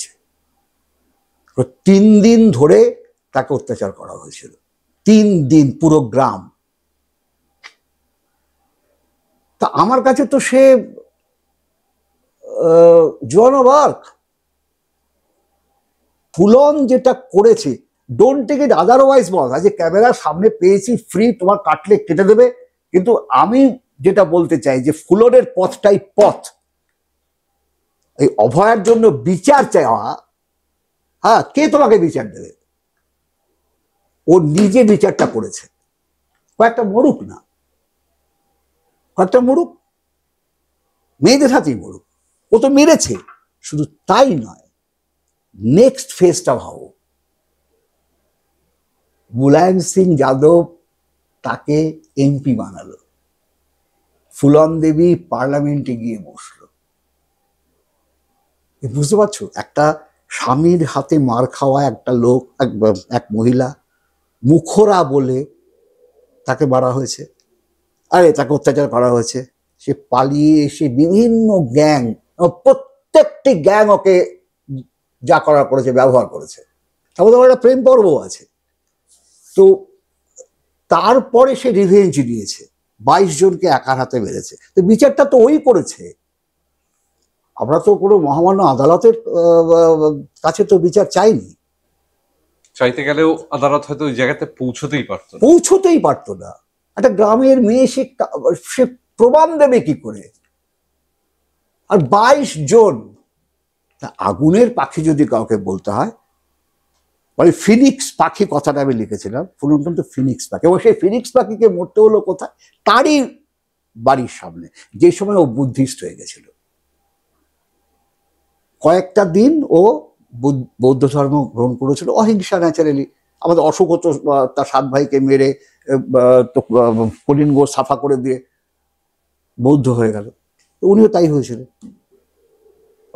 আমি জানি না, মানে মানে এরকম মহিলার বিপ্লবী, শুধু ওর পলিটিক্যাল শিক্ষাটা ছিল না। যদি তাকে, মুলায়ম সিং যাদব তার পলিটিক্যাল শিক্ষক হতে পারে না, কিন্তু ও যদি সত্যি সত্যি পলিটিক্যাল শিক্ষকদের হাতে পড়তো, তাহলে সত্যি সত্যি একটা নেত্রী হয়ে ওঠার ক্ষমতা ওর চলে। একজন মহিলা ওরকম পুরুষ শাসিত একটা ওই জায়গা, পুরুষ শাসিত একটা ডাকাতের দলকে এইভাবে লিড করতে পারতো না। এটা কেউ লেখেনি, আমি জানি না কেন লেখেনি। তুমি মোটামুটি কাকু ফুলন দেবীর ঘটনা বললে, হ্যাঁ, এবার কিন্তু হয় না, অবশ্যই ঘটনা কোথাও একটা ছাপ তো ফেলেই, সেই সাথে তুমি সামনাসামনি দেখেছো ফুলন দেবীকে, সেটাই তোমার অনুভবটা কি ওনার প্রতি? তুমি কি চোখে দেখো ফাইনালি মানুষটাকে? আমি তো বললাম যে মানে সবাই যদি ফুলন হতে পারতো তাহলে আর ঘটনাগুলো ঘটতো না। আমাদের আমাদের আমাদের মহিলারা পারে না, তাদেরকে তাদেরকে গ্র্যাব করে একটা ভয়। এই ভয়টা তো কাটাতে হবে। পুলিশ প্রোটেকশন কে দেবে? এই লক্ষ লক্ষ মহিলাকে পুলিশ প্রোটেকশন? সমাজ সংস্কার কোনোদিনও সম্ভব হবে না। এই যে ঘটনাগুলো ঘটে, যদি সেটা অর্গানাইজড ক্রাইম হয় তবে সেটা আলাদা কথা, কিন্তু অর্গানাইজড ক্রাইম যদি এটা না হয়, যে ঘটনাগুলো আমরা চারপাশে রোজ দেখছি, এগুলো যদি অর্গানাইজড ক্রাইম না হয়, তাহলে এটা ডিপ রুটেড একটা সাইকোলজিক্যাল প্রবলেম। তুমি ডিপ রুটেড সাইকোলজিক্যাল প্রবলেমটা যারা যারা ঘটনাগুলো ঘটায় তাদেরকে তুমি কিভাবে ট্রিট করবে, তাদেরকে আইডেন্টিফাই করবে কি করে? আর যেই আমি ফুলনের কথা বলবো যে ফুলনের পথটাই পথ, আমি সঙ্গে সঙ্গে হয়ে যাবো অ্যান্টি ন্যাশনাল বা রাষ্ট্রদ্রোহী, তুমি হিংসা ছড়াচ্ছ। আরে যে আমার উপরে হিংসাটা করে গেল, যে আমাকে অত্যাচারটা করে গেল, সে হিংসে করেনি, আমি হিংসে করলে দোষ? রিডিকুলাস। আমি যদি অ্যান্টি ন্যাশনাল হলাম, আমি যদি হিংসাকে প্রশ্রয় দেওয়া বলা হয়, তাহলে আমি হিংসাকে তাহলে আমি হিংসায় বিশ্বাস করি। তাহলে তুমি ভেবো না যে আমি রাস্তাঘাটে লোকের সঙ্গে ঝগড়া করি বা করি, লোকের সঙ্গে ঝগড়া করি, কিন্তু আমি জানি যে পরিবর্তন আনতে গেলে ওই ওটাকে কি বলে, ওই ওই ওই ওই ওই ওই আরে যে গান্ধীজির পথ, কি পথ? অহিংস সত্যাগ্রহ। সত্যাগ্রহটা পথ নয়, পথ হচ্ছে হিংসা। আমূল পরিবর্তন, সেটা আমরা জীবিতকালে আর দেখে যেতে পারবো না। তোমরাও পারবে কিনা আমি জানি না। তো ফুলন আমার কাছে একজন দেবী। এরপরে আর চম্বল নিয়ে কথা হয় না, তুমি যেটা বললে এই চ্যাপ্টারটা এখানেই ছেড়ে দেওয়া বেটার। এরপরে আর আমি আর কিছু বলবো না, কারণ আমার যা বলার বইতে লেখা আছে। চাইবো না এই ব্যাপারটায়। তো মাঝের পার্টটা একটু বাদ দিয়ে একটু স্টেপ জাম্প করি আমরা, তোমার প্রেজেন্টে আসি। সিঁড়ি ভাঙা অঙ্ক। এখন তুমি মোটামুটি পুরোদস্তুর লেখক, কয়েকদিন আগেও ফিল্ম মেকার ছিলে, লেখক। এই যে একটা দামাল ছেলে ইয়ং বয়সে সারা ভারত ঘুরে বেড়াচ্ছে, ছবি তুলছে, অভিজ্ঞতা সঞ্চয় করছে, তখন কি এটা কোথাও রুটেড ছিল, বা এটা কি মানে ফাইনালি ডেস্টিনি হওয়ার কথা ছিল যে ওখান থেকে তুমি আজকে ফিল্ম মেকার বা লেখক হবে? কারণ জেনারেলি সেই সময় তোমার সাথে সমসাময়িক যে ফটোগ্রাফাররা আছে তারা হয়তো ফটোগ্রাফি নিয়েই থেকে যেত, কিন্তু হাজার ওঠা পড়ার মাঝে তুমি আজকে এই জায়গাটায় পৌঁছলে, সেটা নিয়ে কিছু যদি বলো। দেখো, আমি অনিকেত পাখি, হ্যাঁ, যার কোনো নিকেত নেই, নিকেতন নেই। আমি আগের দিনও ভাবিনি যে পরের দিন আমি যে জায়গাটাতে ছিলাম সেটাকে, লাথি শব্দটা বলবো না, তার সমস্ত মোহ কাটিয়ে বা মোহ বা যাই হোক অন্য জায়গাতে গিয়ে আবার বসতি স্থাপন করা, এটা আমার নেশা হয়ে দাঁড়িয়েছিল যে আমি বেশি দিন একটা কাজ করবো না। লেখালেখি করছি, এখন বসে আছি, লেখা তো লিখছি, তো আমি বিরাট বড় লেখক হবো তা না, আমার মনের কিছু কথা আছে সেগুলো জানাবার জন্য। অর্থাৎ একটা মানুষ গান গায়, সে গানটা কেন গায়? ফাংশনের জন্য গায় কি না, সে নিজের আবেগ অনুভূতিগুলোর এক্সপ্রেস করার জন্য। আমি লিখি, আমার বই কেউ পড়লো কি পড়লো না, আমি অত্যন্ত অনামী লেখক। হ্যাঁ, আমার বই সেভাবে যে বিক্রি হয় তা নয়, ওই বন্ধু বান্ধবরা ভালোবাসে, তারা বই বিক্রি, তারা বই নেয়, এর বাইরে তো আমি তো কোনো শুনিনি যে কলেজ স্ট্রিটে গিয়ে কেউ মানে নিয়েছে, কিন্তু সেটা গুটি কয়েক। কিন্তু তাহলে আমি লেখাটা ছেড়ে দেবো? কারণ লেখাটা আমার তো এই বয়সে আমার লেখা ছাড়া আর কোনো রাস্তা নেই, আমার বাঁচার কোনো রসদ নেই। শুধু আমি সবাইকে বলি যে আমাকে একটু লেখার সুযোগ করে দাও। আমি বাসেও লিখেছি, আমি ডাক্তারের কাছে গেছি, ডাক্তারখানা খুব ভালো জায়গায়, কারণ যে কখনো আমার ডাক আসবে আমি জানি না, তা আমার জন্য না বলছে না, আমার যে কোনো করে আমার আমার বাড়ির লোকের জন্য হতে গেছে। ওখানে বসে বসে টুক টুক টুক টুক করে আমার মেয়ের অপারেশন হচ্ছে কোমরে, তখন এই ভয় চাই ভয়টা আমি লিখছি। ওরা ধারাবাহিকভাবে একটা কাগজ মানে খবর 365 দিন, ওখানে ওরা ধারাবাহিকভাবে তো বেরোচ্ছে, তার অপারেশন হচ্ছে, আমি লিখছি কিভাবে? কারণ আমি জানতামই যে এই অপারেশনটার সাথে ও কষ্ট পাবে, ওকে সারা জীবন ধরে ভুগতে হবে, সেটা আমি জানি, কিন্তু এই অপারেশনটার সঙ্গে জীবন মরণের কোনো সমস্যা নেই। আমি লিখেছি এরকম বহু লেখা, আমি বাসে লিখেছি। আমি বাসে চড়তে ভালোবাসি, আমি মেয়েরা জোর করে তোমাদের এখানে আমাকে উবেরে পাঠিয়ে দিয়েছে, আমি ভীষণ আনকমফোর্টেবল এগুলোতে।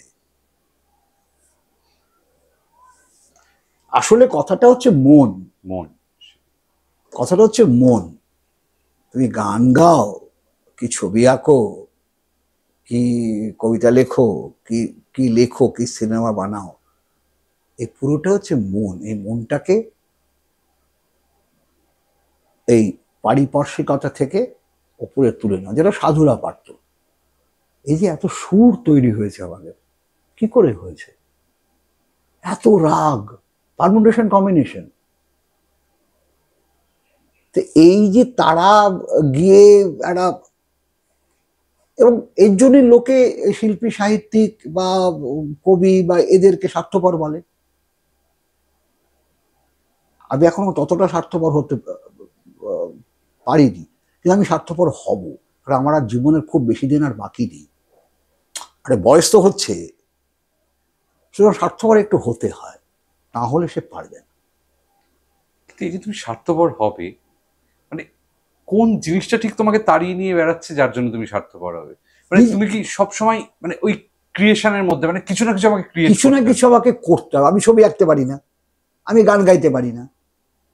আমি ছোটবেলা থেকেই, আমরা তো প্রচুর মানে স্কুল লাইফে তো আমরা তো ম্যাগাজিন করেছি এবং করেছি, তো আমরা তো লেখালেখির মধ্যে বলি লেখক হওয়ার, তুই লেখক হওয়ার ইচ্ছেটা তো আমার ছিলই, কিন্তু হতে পারিনি, সেটা আলাদা কথা। কিন্তু এখন যখন পারছি হতে, তখন আমি লিখবো না কেন? আমি তো কারো ক্ষতি করিনি কোনো। তো ঘটনাটা হচ্ছে যে ওই যে necessity is the mother of invention. তুমি যদি, তোমার যদি মনে হয় যে তুমি লিখবে, হ্যাঁ, তাহলে তোমাকে যেভাবে হোক লিখতে হবে। সেটা কিভাবে লিখবে আমি জানি না। যদিও তুমি নিজেকে বলছো বটে যে খুব সামান্য লেখক তুমি, তবু না না, আমি অত্যন্ত সামান্য লোক। কি বলছো তুমি? আরে এসব কথা বলে কোনো লাভ নেই। না না, তোমার ভয় চাই ভয়, হ্যাঁ, তবে তাই হোক। আর 90 ঘন্টা থেকে তুমি ভয় চাই ভয় করেছো। সম্প্রতি বেরিয়েছে আমার, আমি যে মফস্বল, আমি তো বেসিক্যালি তো মফস্বলের ছেলে। কলকাতায় এসছি কর্মসূত্রে বা কলেজ সূত্রে। তো ওই সময় আমার যে ছেলেবেলা থেকে 75 সাল পর্যন্ত, যখন আমি হোস্টেলে চলে আসলাম, ওই সময় পর্যন্ত আমার একটা বই আমি লিখেছি, আমার একটা বই বেরিয়েছে। কোনো ডকুমেন্টারি নয়, কোনো প্রবন্ধ নয়, কোনো আবার উপন্যাসও নয়, আবার কবিতাও নয়, স্মৃতিচারণ। দেখো, আমি রবীন্দ্রনাথ নই যে আমি আমার স্মৃতিচারণ লোকে লাভ দিয়ে গিয়ে কিনবে। তো আমি রবীন্দ্রনাথ হলে আমার স্মৃতিচারণ লোকে পড়তাম। আপনি যদি বলে আমি আমার স্মৃতিচারণ করছি, আমার বন্ধুরা খুব হাসে, জানো তো। তুই কে রে হরিদাস পাল, তোর স্মৃতি দিয়ে আমাদের কি যায় আসে? রবীন্দ্রনাথের জীবন স্মৃতি তো আমার লেখার কথা নয়, রবীন্দ্রনাথের লেখার কথা। আইনস্টাইনের মতো লিখবি। তো আমি বলি যে দেখ, তাই আমি স্মৃতিচারণ কথাটা আমি বলি না, আমার খুব লজ্জা লাগে এই কথাটা বলতে। একটা চরিত্র সেটা আমি হতেও পারি, নাও হতে পারি। তাকে ঘিরে একটা অঞ্চলের, একটা মফস্বল শহর, সেই মফস্বল শহরের 10 বছর বা 15 বছরের ইতিহাসটা 15 বছর ধরে সে যা দেখেছে, 15 বছর কেন, 58 থেকে 75, কত বছর হচ্ছে অঙ্কেতে আমি সাংঘাতিক কিন্তু, 17 বছর। হ্যাঁ 17 বছরের। এবার সেকেন্ড পার্টটা আসবে আর কি। তো প্রোটাগনিস্ট হচ্ছে সময়, টাইম। আই বিলিভ যে টাইম ইজ দ্য গড। এই একটু ফিলোসফিক্যাল কথা হয়ে যাচ্ছে। ওই বইটার নাম কি? 10 বাঘা যতীন রোড। আচ্ছা, এটা আসবে? না না, এসে গেছে। হ্যাঁ, এবং আমার বলতে খুব ভালো লাগছে যে আমার নবগ্রামের মানুষরা যারা বলেছিল যে তুই কে হরিদাস পাল, যে তোর স্মৃতিচারণ স্মৃতিকথা পড়তে যাও, তারা প্রত্যেকে কিনেছে, তারা বিক্রি করেছে। হ্যাঁ, আর ডেজ বা ধ্যানবিন্দু এখান থেকে ভালো ভালো অর্ডার এসছে আর কি। এখন তারা কারা আমার বই কিনছে আমি তাদেরকে দেখলে নিশ্চয়ই একটা করে প্রণাম ঠুকতাম। আমি তাদেরকে চোখে দেখিনি আর কি কারা কারা, কিন্তু রেকর্ড বলছে যে হ্যাঁ বই বিক্রি হয়েছে। তো ভালো।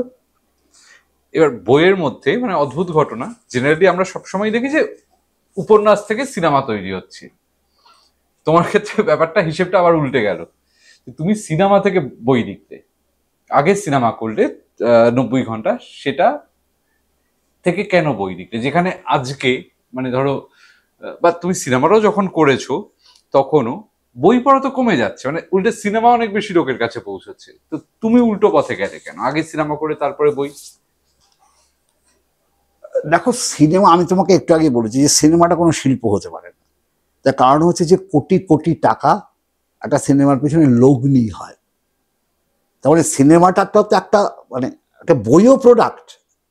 একটা বইতে খরচা হয় কত, 1000, 10,000, 20,000, 25,000। সেখানেও আমার কিন্তু লেখক হিসেবে একটা দায়বদ্ধতা থাকে যে আমি নিজের দরকার হলে আমি বৈঠকখানা মাছের বাজারে বসেও আমি বই বিক্রি করব, কারণ ওটা আমার বই। তাতে যদি আমার জাত যায় যাবে, তবে আমি সেই টাকাটা তুলে দেবো। কিন্তু সিনেমা তুমি কয়েক কোটি টাকা কিভাবে তুলবে তুমি? আমার তো এই লজ্জাতে তো আমি মানে মানে সিনেমা করা ছেড়ে দিলাম যে আমি আর পারবো না। মানে আমি তার 10 কোটি টাকা তুলতে পারবো, আমি সেই ধরনের সিনেমা বানাই না, মানে বানাতে চাই না। আর কে কে গ্যারান্টি দেবে যে আমার এই 1 কোটি, আমি বাংলা ছবির কথা বলছি, 1 কোটি, 1.5 কোটি, 2 কোটি, এই টাকার গ্যারান্টি কে দেবে?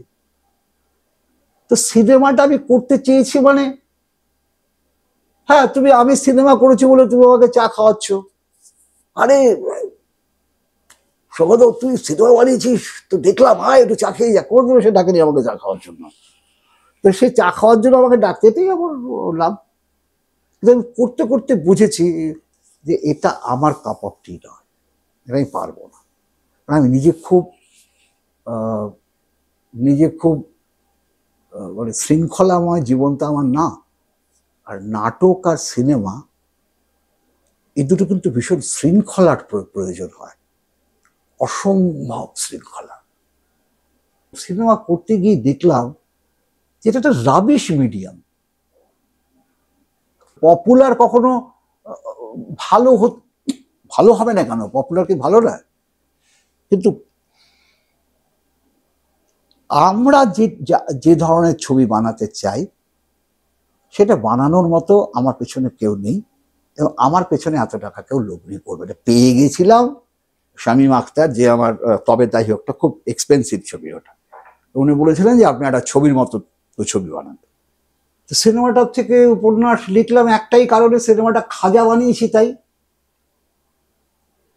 অত্যন্ত খারাপ সিনেমা বানিয়েছি বলে আমার মনে হয়েছিল যে এটা নিয়ে আমি আমার শখ ক্ষেত্রে কিছু একটা কাজ করব। দেখো ভাই, এই বয়সে এসে আমি বুঝেছি যে সিনেমা বানানোটা লোকের হাততালি পাওয়া যায়। আরে এই আমার বন্ধু ফিল্ম মেকার, হ্যাঁ অমুক তমুক, এগুলো করা যায়, সেই লোভে আমি গেছিলাম। সিনেমা করার কোনো মানে সিনেমা করার কোনো কারণ আমার নেই, কারণ সিনেমাটাকে আমি শিল্প বলেই মনে করি না। যদি তুমি বলো যে সব থেকে আদর্শ শিল্প কোনটা, একমাত্র কবিতা বস, মাত্র কয়েকটা শব্দ নিয়ে, যেগুলোকে আমরা চিত্রকল্প বলি, কোনটা একটা শব্দ নিয়ে একটা কবিতা তৈরি হয়, যার আর কোনো মাত্রা লাগে না। উপন্যাস, তাও চরিত্রের ভিড়, তাও সেই চরিত্রগুলোর সঙ্গে অঙ্ক থাকে, কি করে মেলাবো কি করে মেলাবো কি করে। কবির সে দেয়নি। গানে তো মাত্রা থাকে, গানে মিউজিক আছে, গান আছে, সুর আছে, তাল আছে, কোমল আছে, কড়ি আছে। কবিতার কিছুই নেই। মানে একটা সম্পূর্ণ মানে সহায় সম্বলহীন একটা মাধ্যম, কয়েকটা মাত্র শব্দ। তোমার প্রিয় কবি কি?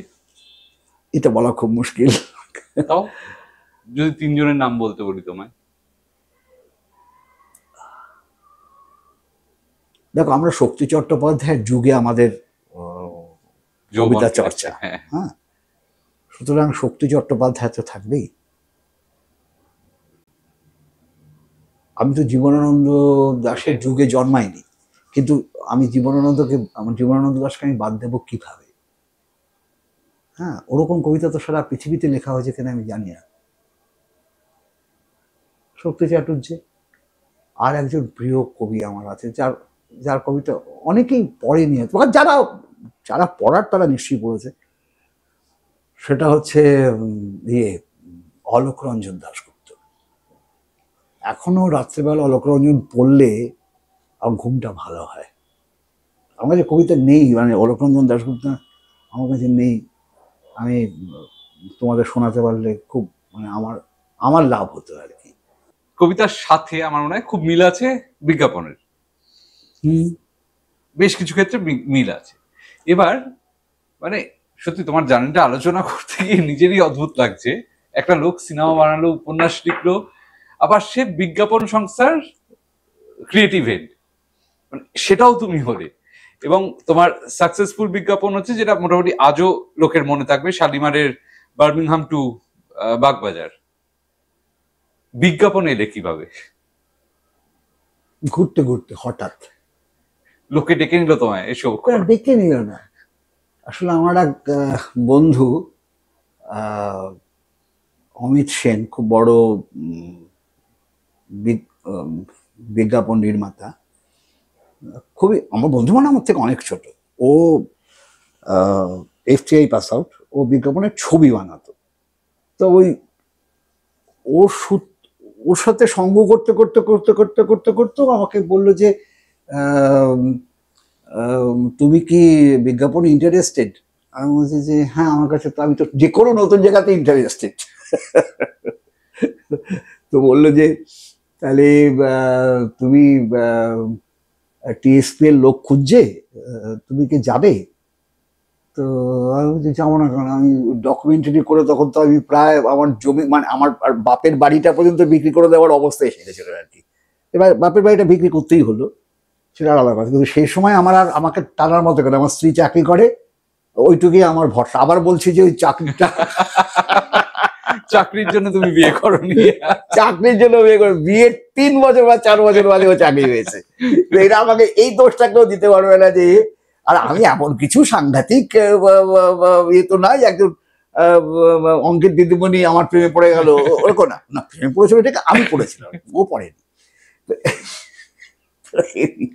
কিন্তু আমি জানতাম না যে ও কোনোদিনও স্কুল টিচার হবে। তো আমি বললাম যে আমার তো এই অবস্থা, আমার তো সিগারেট তো দূরের কথা, মানে বিড়ি খৈনি খাওয়ার মতো অবস্থা আমার নেই। যাবো ওদের মালিকের সাথে, বাপ্পার সাথে কথা হলো, বলে ঠিক আছে, হ্যাঁ হ্যাঁ তুমি এসো। তার আগে কিছু কিছু কাজ ওদেরকে তো করে দিয়েছিলাম আর কি। তো ওই বিজ্ঞাপনটা আমি ওখানে ঢুকলাম। প্রথমে কি একটা আমার ঠিক মনে নেই, সম্ভবত কোনো একটা ফ্ল্যাটের বিজ্ঞাপন ছিল, মানে কোনো একটা ফ্ল্যাট হবে অমুক তমুক। আমি কি একটা যদি কাজ করেছিলাম, বাপ্পা খুব ইমপ্রেসড হলো। বাপ্পা বললো যে বাহ, খুব ভালো হয়েছে, ক্লায়েন্টও খুব ইয়ে হলো। তারপরে TSPL এ থাকাকালীনই খাদিম আমরা পিচ করলাম, এবং খাদিমটা পেয়ে গেলাম, প্রথম প্রেজেন্টেশনটাই আমার ছিল, যেটা 1 লাখ অ্যাওয়ার্ড পেয়েছিল। আমার অ্যাওয়ার্ড ভাগ্য খুব খারাপ, কারণটা আমি তোমাকে পরে বলছি, কিন্তু ওটা অ্যাওয়ার্ড পেয়েছিল। তো শীতের জুতো, এটাও ধরো আজ থেকে 30 বছর আগে। এখন এসব বিজ্ঞাপনগুলো, অনেকদিন চলেছে। হ্যাঁ এখন এসব বিজ্ঞাপনগুলো বললে না লোকে বলবে ইয়ে একটা লাইন নাকি, কারণ বিজ্ঞাপন অনেক আধুনিক হয়ে গেছে। তো আমি লিখেছিলাম যে এরকম ওই আশিস দা এঁকেছিল ওই একটা জুতোর মধ্যে একটা বেড়ালের বাচ্চা, হ্যাঁ ওটা কিন্তু উইন্টার ক্যাম্পেন, একটা বেড়ালের বাচ্চা বসে আছে, আর আমি ভিজুয়ালাইজেশনটা আমার লিখেছিলাম যে শীতের উষ্ণতা মোড়া, হ্যাঁ শীতের উষ্ণতা মোড়া খাদিমের জুতো জোড়া। আর পেছনে একটা ফগ এবং দূর থেকে দেখা যাচ্ছে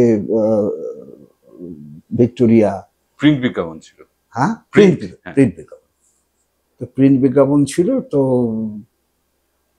সেটা কি করে 1 লাখের নমিনেশন পেয়ে গেল, অ্যাওয়ার্ড পেয়েছিল কিনা আমি ঠিক মনে করতে পারছি না। হ্যাঁ কোথায় নমিনেশনই পেয়েছিল, বা হয়তো অ্যাওয়ার্ডও পেয়েছিল, আমি জানি না। 1 লাখে গেছিলাম, যাক ওটা ওটা প্রথম সাফল্য বিজ্ঞাপন জগৎ। আমার বিজ্ঞাপন জগতে সবাই, এবং তারপর থেকে খাদিম অ্যাকাউন্টটাই আমরা পেয়ে গেলাম। এবং আমার যা কিছু ভালো বিজ্ঞাপন সেটা খাদিমকে কেন্দ্র করি, যেমন খাদিম সারাদিন, এটা তোমার করা? এটা আমার করা। ও, এটা তো ট্যাগ লাইন, মানে সবাই জানে খাদিম সারাদিন। ট্যাগলাইন ছিল, ওটাও রাস্তা দিয়ে, ওটাও তো বাসে মানে বিজ্ঞাপনের কপি তো আর ওই ওই ওই নীল আলো জ্বালিয়ে লাল আলো জ্বালিয়ে হয় না, ওটা ওটা রাস্তাতেই হয়। হ্যাঁ তো আমাকে অমিত সেন বলেছিল, যদিও তখন আমি বিড়ি খেতাম না, সিগারেটই খেতাম, তখন তো একটু পয়সা করি ছিল, সিগারেটই খেতাম। তো অমিত বলেছিল যে, একদিন আমাকে বিড়ি খেতে দেখে অমিত বলেছিল যে সৌগত প্লিজ, এই বিড়ি খেয়ে না বিজ্ঞাপন হয় না। হ্যাঁ বিজ্ঞাপন হতে গেলে যে ক্লায়েন্টের সাথে কাজ করছো তার সাথে ইয়ে করতে হয় আর কি, মানে সেরকম থার্ড তোমার লাগে। আমি যে বস আমার ওটা আমার দ্বারা হবে না, তুমি আমাকে ছেড়ে দাও। তাহলে আমি বাপাকে কি বলি যে আমি বিড়ি খাবো, এবং বিড়ি খেলে যদি বিজ্ঞাপন না হয় হবে না। কিন্তু আশ্চর্য, বিড়ি খেয়ে বিজ্ঞাপনগুলো হলো। খাদিম সারাদিন তো বিড়ি খেতে খেতে হলো। কোনো একটা চায়ের দোকানে বসে বসে আমি, কারণ খাদিম আমাকে যা ব্রিফ দিল, সেই ব্রিফটা হচ্ছে দেখলাম যে ওদের রেঞ্জটা এত বড়। হ্যাঁ মানে এত বড় রেঞ্জ, মানে সকাল থেকে আমি যদি ভাগ করতে শুরু করি তাহলে ওটা মানে রাত্রেবেলা ঘুমোতে যাওয়া পর্যন্ত, হ্যাঁ সমস্ত রেঞ্জের জুতো আছে। প্রিমিয়াম ব্র্যান্ড, প্রিমিয়াম জুতো তখন ওদের ছিল না, মানে পুরোটাই হচ্ছে মানে সারাদিনের ব্যবহারযোগ্য জুতো, অজস্র আইটেম মানে প্রোডাক্ট। বাড়িতে যাও, বাথরুম স্লিপার, ঘরের স্লিপার, বেডরুম স্লিপার, যদি এগুলো কেউ মানে না, তো ওগুলো আমাকে একটু বলতে হয়। আমি তো বাড়িতে কোনোদিনও স্লিপার পরতেই পারলাম না, বাথরুমে তো পরে যাবোই না, 2বার পরেছিলাম স্লিপ খেয়ে, তো হোয়াট এভার। তো আমার কাছে খালি না। তারপরে খাদিম সারাদিনটাতে তৎকালীন না মানে খাদিম কর্তৃপক্ষ খুব খুশি হলো, এবং খাদিম সারাদিন ক্যাম্পেইনটা দীর্ঘদিন তো চলেছিল। আমরা দিনের বিভিন্ন সময় শুট করতাম। ওই সনদ ঘোষ, খুব দুঃখের বিষয়, খুব অল্প বয়সে মারা গেল, মানে কেন আমি জানি না। এনিওয়ে ওই বিভিন্ন সময়ের, সকাল 10টা অফিস যাওয়ার সময়, তারপরে পার্কে বেড়ানোর সময় অমুক তমুক করে, এবং তারপরে খাদিম সারাদিন নিয়ে একটা অডিও ভিজুয়ালও হলো। সেটা বম্বেতে গিয়ে আমরা এজেন্সির লোকেরা তো আর গিয়ে নিজেরা হাতে বিজ্ঞাপন করতে পারি না, তুমি ভালো জানো এটা। তো ওখানকার একজন করলো, আমি তার সঙ্গে সঙ্গে ছিলাম। ওই খাদিম সারাদিন, কুয়াশা কুয়াশা ভরে শুরু হলো দিন, চলতে ফিরতে কি হোয়াট খাদিম সারাদিন। তো দেখো বম্বে কত অর্গানাইজ, বিজ্ঞাপনের ক্ষেত্রে বলছি। এই জিঙ্গলটা আমি লিখলাম, তখন ইমেল আসেনি, ওটা ফ্যাক্স করে বম্বেতে পাঠিয়ে দেওয়া হলো। পরের দিনই ওরা ওটার ইংরেজি আর হিন্দি করে পাঠিয়ে দিল। তারপরে শালিমার শেফ মশলা, হ্যাঁ এটাতেও করতাম। আর আমার সব থেকে ভালো বিজ্ঞাপন যেটা লেগেছিল, মানে আমার নিজের খুব প্রিয় বিজ্ঞাপন, সেটা হচ্ছে 16 আনা বাঙালিয়ানা। ও, এটা তোমার করা? হ্যাঁ, আমার করা, যাই হোক। মানে এইটা লেখাটা তোমার? হ্যাঁ, এটা ইটিভি ট্যাগলাইন ছিল। ইটিভি ট্যাগলাইন ছিল, এবং সেটা ট্যাগলাইনটা প্রায় যতদিন ইটিভি ছিল ততদিন পর্যন্ত এই ট্যাগলাইনটাই তো গেছে আর কি। এখন এই নামের রেস্টুরেন্টও খুলে গেছে না? মানে 16 আনা বাঙালিয়ানা হওয়ার পর থেকে, কারণ টেলিভিশনে যদি প্রতিদিন তোমার 16 আনা বাঙালি ইটিভি অমুক করে 16 আনা বাঙালিয়ানা, এরপরে 16 আনা চানাচুর বেরোলো, বাঙালিয়ানা রেস্টুরেন্ট বেরোলো, 16 আনার 16 আনা চানাচুর কি জিনিস আমি জানি না, তো চানাচুর তো চানাচুর, তো যাকে, তো এসব ঘটনা দুর্ঘটনা ঘটছে, কি করবো এখন? আমার লাইনটা যদি নিয়ে যদি মানে একটা চানাচুরের দোকান, চানাচুরের 16 আনা বলে যদি কোনো টি শার্ট বেরোয়, আমার আপত্তি করার তো কিছু নেই, আমি এনজয় করতাম এগুলো। আর বাঙালিয়ানা শব্দটাই, please don't take it otherwise, বাঙালিয়ানা শব্দটা ওই ইটিভির ট্যাগলাইন থেকে এত বাঙালিয়ানার ঘটা, খাবারে বাঙালিয়ানা, পোশাকে বাঙালিয়ানা, বাঙালিয়ানা জিনিসটাকে সেটাই আমি জানি না, হাতে এসে গেছে লিখে ফেলেছিলাম, হ্যাঁ, ওটা মেলানোর জন্য, তো খুব হয়েছে। আমার খুব প্রিয় বিজ্ঞাপন, যে বিজ্ঞাপনটা একটাই বেরিয়েছিল, ওটাও নমিনেশন পেয়েছিল, সেটা হচ্ছে যে ওই একটা বাচ্চা ছেলে, মানে সদ্যজাত, এবং সদ্যজাত বাচ্চাটা হচ্ছে এই যে কি নাম আমাদের, আরে সনদ ঘোষের বাচ্চারা তখন খুব ছোট, তখন আমি ওর বাড়িতেই তো স্টুডিও, ওখানে গিয়ে আমরা তো ওখানে, আমি তো ওখানেই অফিসটা করতাম আর কি। সব এরকম একটা ভেবেছি যে দুটো বাচ্চার পা এরকম, এই যে বাচ্চারা এরকম পায়ে থাকে, এখানে একটা স্ট্যাম্প মারবো, সাইট ফর খাদিমস বলে, ফরক তুলতে যেত, মানে বিজ্ঞানটা হচ্ছে দুটো, একটা কচি পা দুটো, তার উপরে ওই যে সিল মারে না, ওটা সাইট ফর খাদিমস, আর ক্যাপশন মানে বডি কপি কিছু ছিল না, ছিল যে জীবনটা অনেক বড়, সেটুকু ছিল। তুমি যখন ঢুকলে তুমি জিরো, তোমার নলেজ ছিল, তুমি বলছো বিজ্ঞাপনের ব্যাপারে, কিছুই জানি না। হ্যাঁ, এবার তারপরে তুমি যেটা শিখলে, আজকে দাঁড়িয়েও তোমার বিজ্ঞাপনের মূল মন্ত্র কি মনে হয়? মানে বিজ্ঞাপনের একদম কোর, মানে যেটা ছাড়া, মানে এই যে তুমি আমি যে কথা বলছি, আমি তো আমার বিজ্ঞাপন করছি, তো বিজ্ঞাপনের সঙ্গে সেলস এর কোনো সম্পর্ক নেই। না, সে তো নেই, ব্র্যান্ডিং এর সম্পর্ক আছে, ব্র্যান্ডিং এর সম্পর্ক আছে, অবশ্যই ব্র্যান্ডিং এর সম্পর্ক। বিজ্ঞাপনের প্রথম কাজ হচ্ছে ব্র্যান্ড তৈরি করা, তারপরে মাল সেল করা। তো ঘটনাটা হচ্ছে যে বিজ্ঞাপনটা তো এখন তো প্রতিটি জায়গাতে বিজ্ঞাপন। এক্স্যাক্টলি, আজকে ইউটিউব যারা করছে সবাই চাইছে নিজেকে দেখা, কেউ বাগান করছে, কেউ রান্না করছে, কেউ ডিগবাজি খাচ্ছে, কেউ তো শূন্যে তো ঝুলছে, দেখুন আমি এরকম শূন্যে ঝুলে পড়ি। ফেসবুক বিজ্ঞাপন, আমি ফেসবুক করি এই কারণে যে আমার যে বই, সেই বইগুলো তো আমার পেছনে তো আনন্দবাজার নেই, আমার পেছনে তো দেশ পত্রিকা নেই, আমার পেছনে তো অন্য কেউই নেই, আমি একা। তা আমার বইটা সম্পর্কে লোককে অবহিত করার জন্য তো আমাকে ফেসবুকটা করতে হয়, তো ওটা একটা প্ল্যাটফর্ম। মানে আজকের সোসাইটিতে ম্যান্ডেটারি, মানে এটা ম্যান্ডেটারি। আমরা যখন ছোট ছিলাম তখন তো খবরের কাগজ ছাড়া আর কিছু ছিল না, কিন্তু আমার মনে পড়ে, হ্যাঁ অবশ্যই মনে পড়ে আমার একটা বিজ্ঞাপন, আমার মানে একটা ব্র্যান্ডের বিজ্ঞাপন মানে বেরোলে আমরা আনন্দবাজারে বেরোলে আমরা উদ্গ্রীব হয়ে পড়তাম। সেটা হচ্ছে রনে নারায়ণ দত্তর আঁকা এই মহাভারতের কথা, রামায়ণের কথা, হ্যাঁ এগুলো। সেটা হচ্ছে শালিমার তেল করার জন্য, এই কথাটা বলে দেবো, বলাটা উচিত হবে না। শালিমার তেল কোথাও চুলের তেল লেখা হয় না। আচ্ছা, চুলের তেল লিখলে কিন্তু সেটা কসমেটিক হয়ে গেল, তোমার ট্যাক্স 3 গুণ বেড়ে যাবে। শালিমার তেল এখন একটা, যেটাকে আমি ওটা এডিবল অয়েল, সুতরাং শালিমারের কাজ যৎসামান্য যা যা করেছি, এই যেমন এই বার্মিংহাম থেকে বাগবাজার, কোথাও চুলের কথা নেই, চুলের তেল কথাটা থাকার কোনো প্রশ্নই উঠছে না। আর শালিমারের কোনো বিজ্ঞাপনে হ্যাঁ আজ পর্যন্ত এটা বলা হয়নি যে এটা যে এই তেলটা কি কাজে লাগে। It is taken for granted, এটা তোমার মস্তিষ্কে ঢুকে আছে আমাদের সবার, যে নারকেল তেলটা আমরা মাথায় দিই। সাউথ ইন্ডিয়াতে সেটা খায় ওরা, তো সেটা আমরা খেতে পারবো না।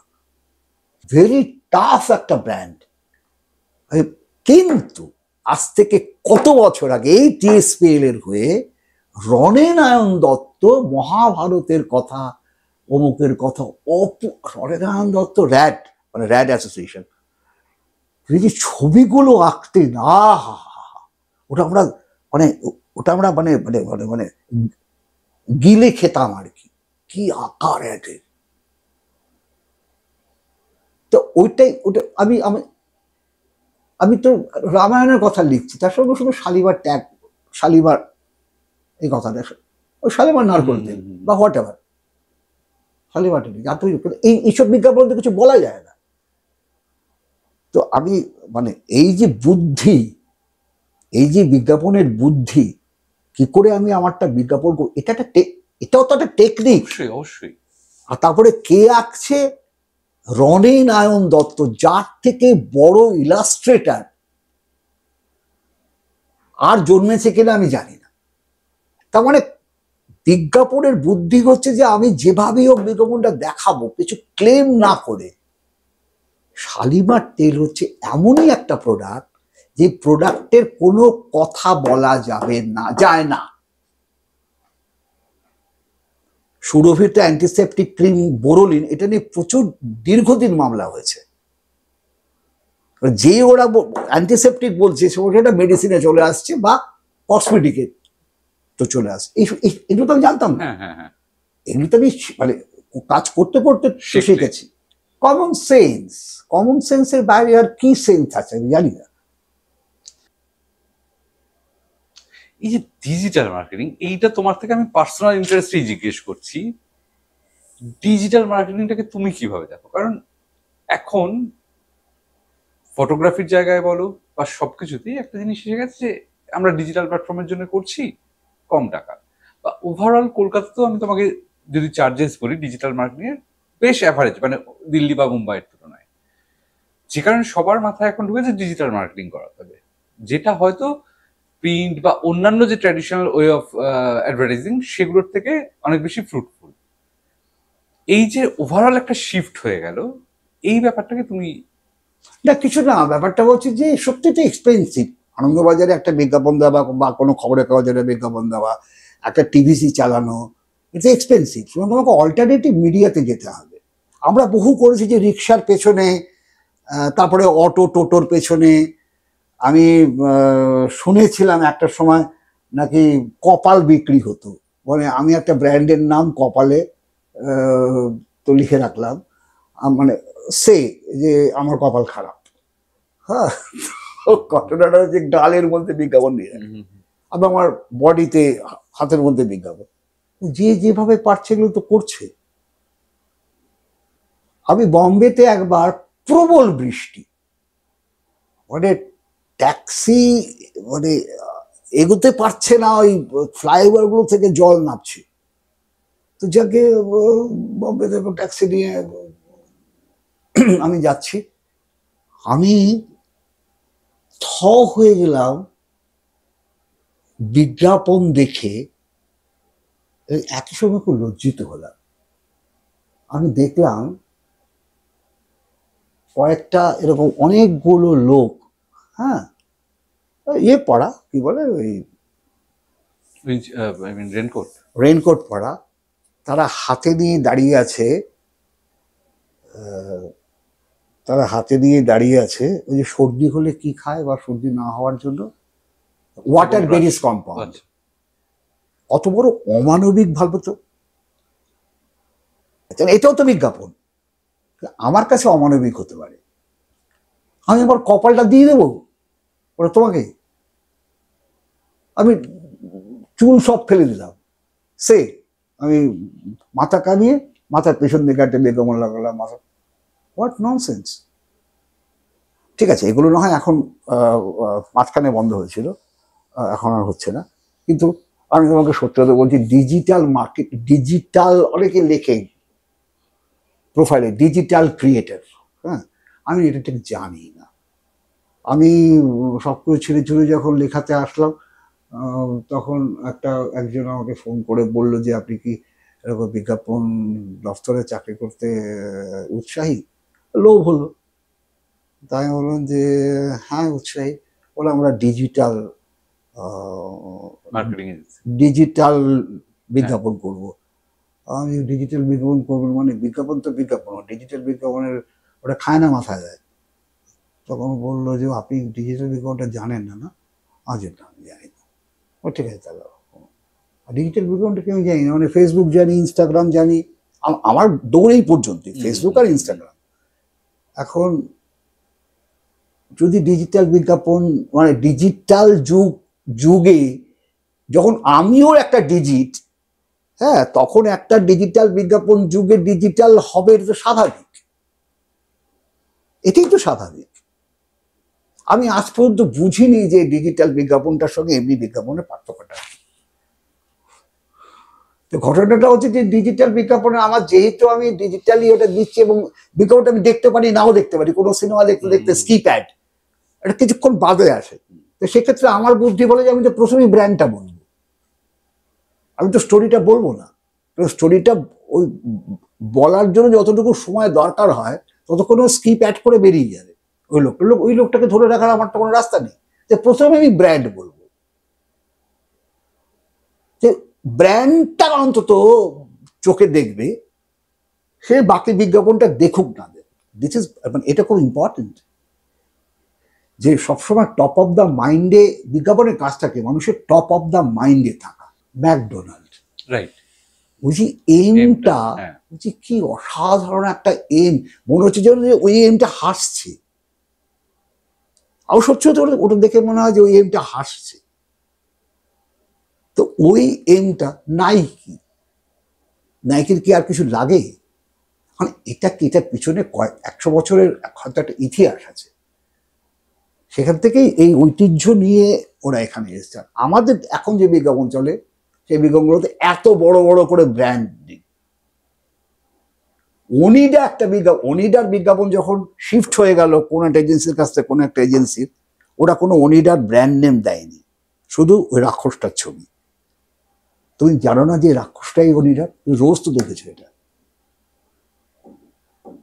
তা তুমি নিজের অজান্তেই বিজ্ঞাপন করছি। তুমি যে এই যে এগুলো বানাচ্ছ, এটাও তো বিজ্ঞাপন একটা। তুমি যদি বিজ্ঞাপন না পাও তাহলে তোমারটাও চলবে না। তোমাকে তো বিজ্ঞাপন মানে এটা করতেই হবে, কিছু করার নেই। প্রশ্ন যা অন্য জায়গায়, সেটা হচ্ছে তুমি বিজ্ঞাপনটা কত সুন্দর ভাবে প্রকাশ করছো। সুতরাং ঠিক আছে, বিজ্ঞাপন চিরকাল থাকবে, বিজ্ঞাপন না ছাড়া হবে না। ঢং বদলাবে, রং বদলাবে, আজকে এইভাবে আছে, কালকে অন্যভাবে যাবে। মাটিতে লেখা হবে, আকাশে লেখা হবে, লেজার তো এসেই গেছে, আমি তো আকাশেও লিখতে পারি।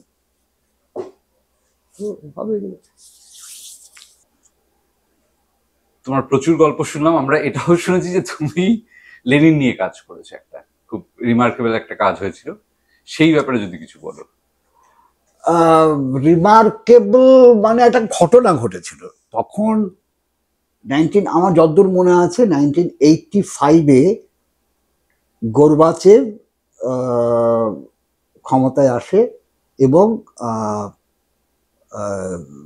ওই গ্লাসনস্ট পেরিস্ট্রয়িকা এই ভাবনাটা দেয়, সোভিয়েত ভাঙতে শুরু করে এবং তারপর আলটিমেটলি ইলিয়াসিন ক্ষমতায় আসে এবং মানে গর্বাচেভের সঙ্গে তার প্রকাশ্য রাস্তায় ঝামেলা হয়েছে আর কি। তো ওই পিরিয়ডটাতে আমরা ছবি দেখেছিলাম, যে মানে টিভিতে ছবি দেখেছিলাম যে লেনিনের মূর্তি, মাথা কাটা। Good bye Lenin? না না না না, মানে আচ্ছা নিউজে বলছো। গুড বাই লেনিন তো অন্য ধরনের ছবি।